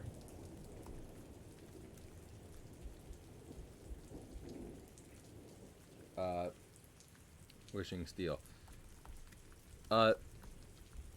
The special containment for this is that it's currently kept in North Korea. And you might be like, that's a wild thing to say.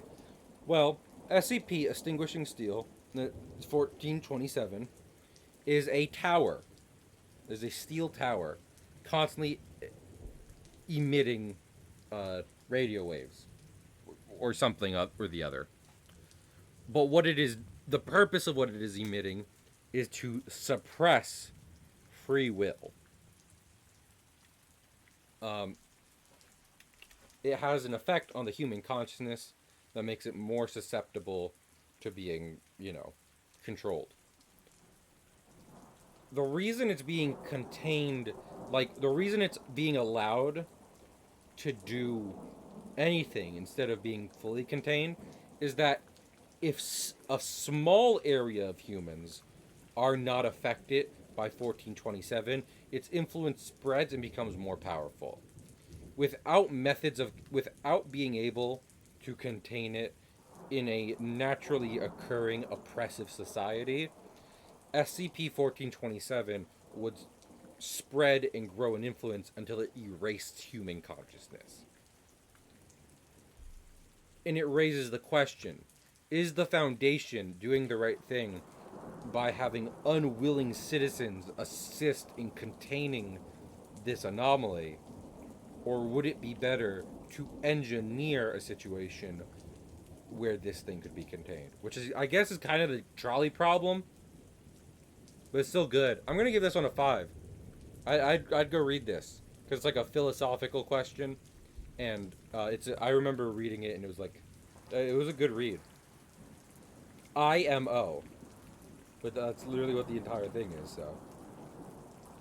SCP. Is it what I think it is? It might be. Wait, excuse me? Oh, I missed one. Damn it. I got so excited about the other two. I fully missed an anomaly. SCP, ready? 1423. The class of 76.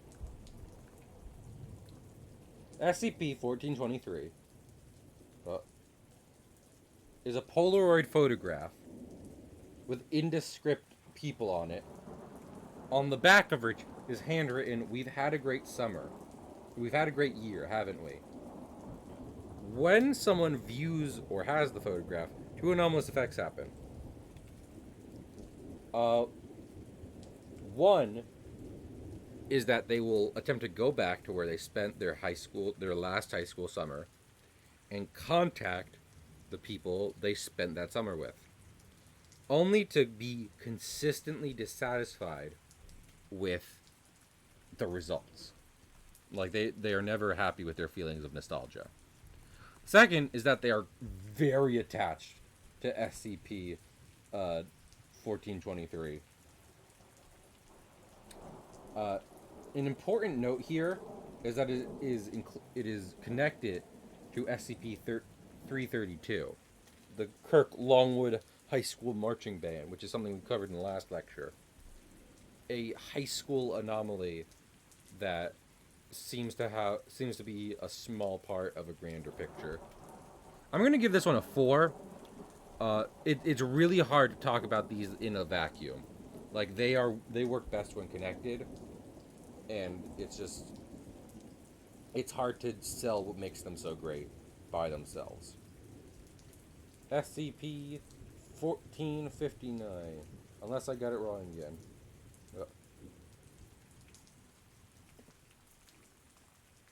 Did I not? Wait a minute, because I saw. Yeah. Why am I missing these ones? I'm not doing SCP. What was I thinking of? 1425. I got to. SCP-1425. Star signals. SCP-1425 star signals is it Keter or is it's hard to tell because of certain things that happen. Safe.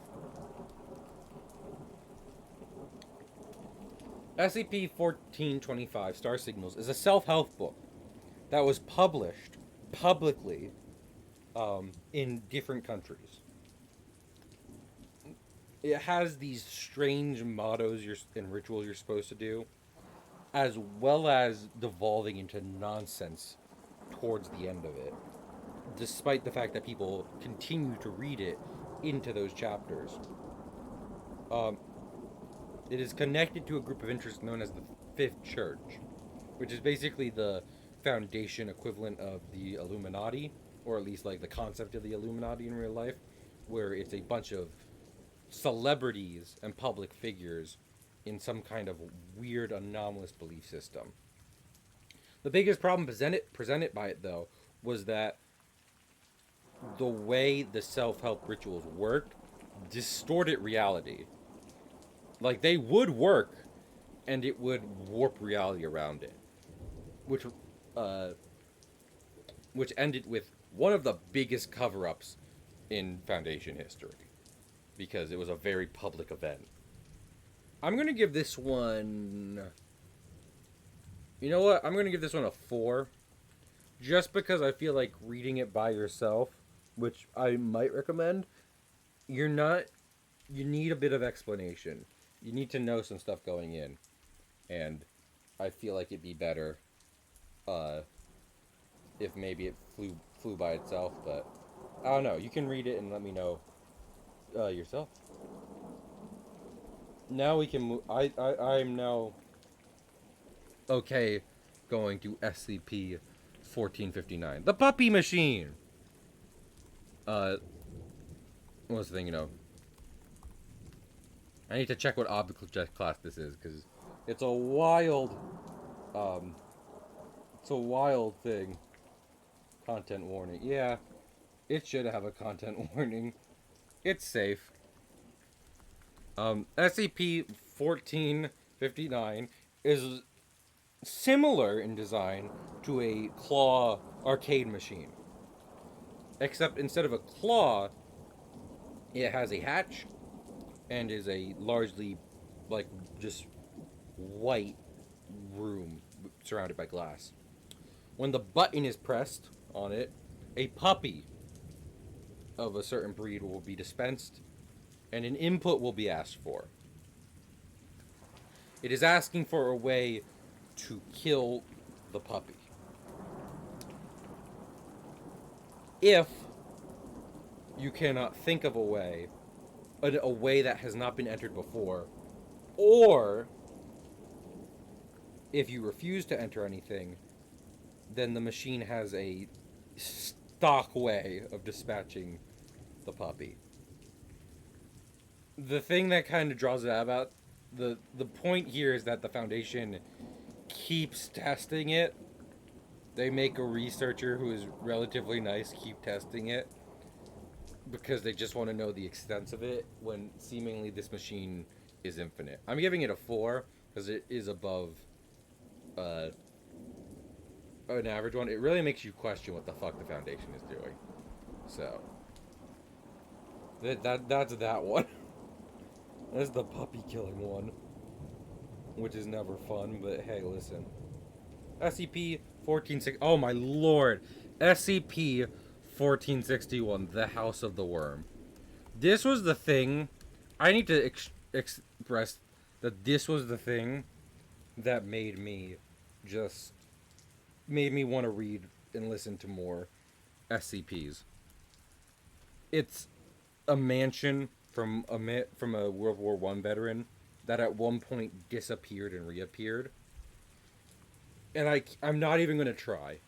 I'm not even going to try and retell the story. Go read it. This is a 6. Go read this one for yourself. I adore this one. I think it's great. There's just a lot to it, and I adore it.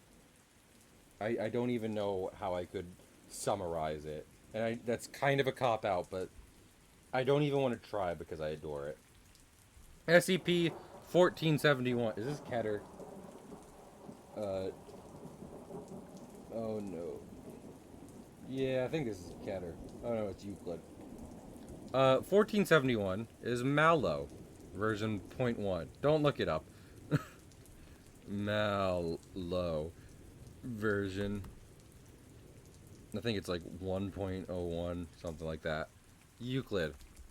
It is an app available for purchase on the App Store. Kind of, unless the Foundation is censoring it. Now, when installed, doesn't really do much on your phone. I think it shows you a picture of yourself with a creature behind you. A black-haired creature, a canine skull and eyes. And I don't know if it does much else, because the main anomalous effect is that you start seeing the creature in reflections. Like, in real life. And it doesn't do anything except, psychologically terrorize people because they're seeing it every time they look into a reflective surface. It is worth noting that the internet got their hands on this one, and this is an SCP that has been looted to hell and back. But by itself, I'm going to give it a 4. People have... I was about to say people have done stuff with it right after talking about the porn. But I mean, like, there's been different things about it that make it more interesting, etc., etc. But by itself, it's fine. It's pretty cool. The picture it comes with is creepy. And yeah. SCP-1472. Multiversal Strip Club. It is a strip club that opens during certain nights. Well, it's an abandoned building that becomes a strip club during certain nights. It's not hard to contain because all the Foundation has to do is make sure people don't approach it, which isn't hard because most of the time it's a fucking, abandoned building. The real meat of the article is they send D-Class in to see what's up, and there's just some weird stuff going in there. It's not even NSFW, it's just weird mostly. I do think they say there's a striptease or whatever, but it's more weird than anything. So I'm gonna give that one a 3. It's fun. It's funny. SCP-1498. SCP-1498 is Dial-A-Dream. Remember, A Hero is Born? It's basically that. Except, instead of a book, it is a herd of sheep made of well, it's just a herd of sheep with a telephone for a head. You pick up the telephone on the sheep's head, and you describe the dream you want to have. It is made by the group of interest known as the Oneiroi Collective, which is a group of people who anomalously affect dreams. And that's all that's really known about them. Like, some groups of interest have individual characters, but this is one that is largely just, faceless. And I think that's by design, because, they do dreams. They're not trying to, hang out. The problem here is that while you do have the dream you want to have, it's more addictive than A Hero is Born. And eventually, what starts happening is people will start vomiting telephone wires out of their mouth. And when enough of that kind of stuff happens, you turn into one of the sheep. That's where the sheep come from. So it seems that this collective is attempting to propagate their business via turning people into their, I guess, telemarketers? It's weird. I'm going to give it a 3. But it's not a bad 3. It's just wacky. It was just wacky. SCP-1507. Pink Flamingos. I think they might be Keter now, is the problem.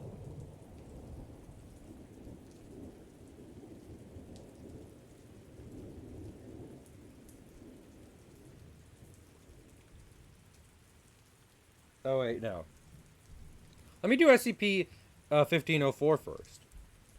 Because what SCP-1504 is... Let's think. SCP-1504 is Joe Schmo. He does not have a item class because he's at large and not really documented. SCP-1504 is a guy who no matter what he is doing, people will perceive him as just doing what they expect. So, if you see him walking down the street, in your eyes, he will keep walking down the street. Even if he does something else. The only way to tell what he's actually doing is through video. And after an interview with him, the Foundation reviewed the video footage and saw that he punched the interviewer in the nose, but no one noticed. I'm going to give it a 4 because it's not a typical SCP document. And on top of that, it kind of plays with the idea of just like, kind of isolation. Because, like, he's not happy about it. Sure, he can do whatever he wants, but he can't actually, like, talk to people. Because they don't respond to what he's actually saying. Anyway, 1507, Pink Flamingos, is Euclid.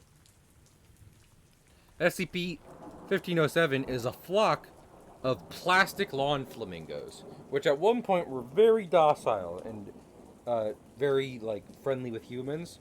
Until at one point, a researcher accidentally crushed one while walking around their enclosure. At which point, they all became extremely hostile and attacked with the little spear things you use to get them in the ground. They're quirky, little guys. I'm gonna give them a 3, because again, not doing much with that, but I do like them. They're not a detriment by any means. Next up is SCP-1529, King of the Mountain. SCP-1529 is a humanoid entity covered in old-timey, what was I thinking of? Climber's gear that lives on Mount Everest. When a climber makes eye contact with that person, they will be frozen. Like, not in a icy sense, in the sense that they won't want to move. And he will approach them, at which point when he makes contact, it's assumed they die. There's a lot of mystery around this. I don't know if there's more to it. I'm gonna give it a 3. Because again, it's not offensive. It's kind of creepy.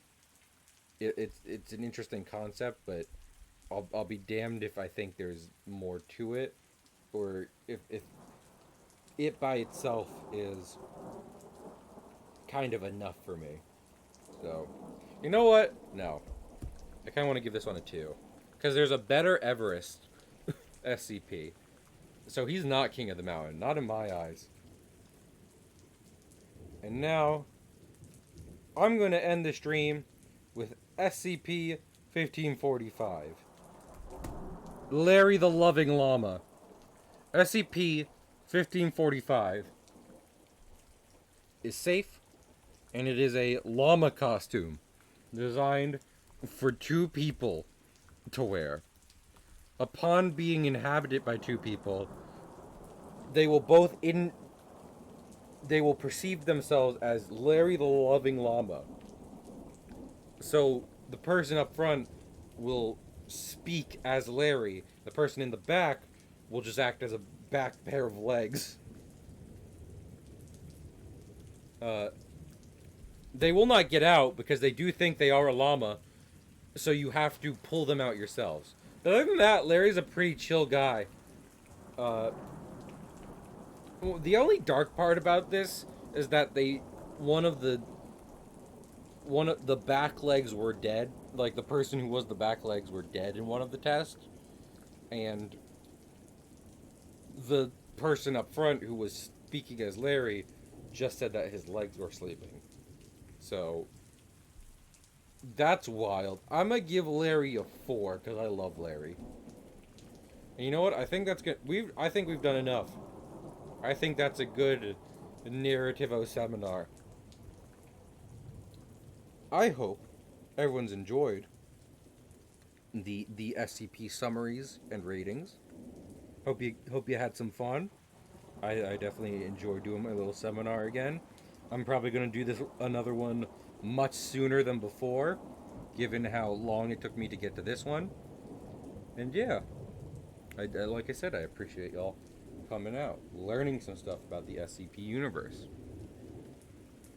I'm really doing my best here to make sure I hit as many SCPs as I can remember. You know what? Let's raid Shadow Mage.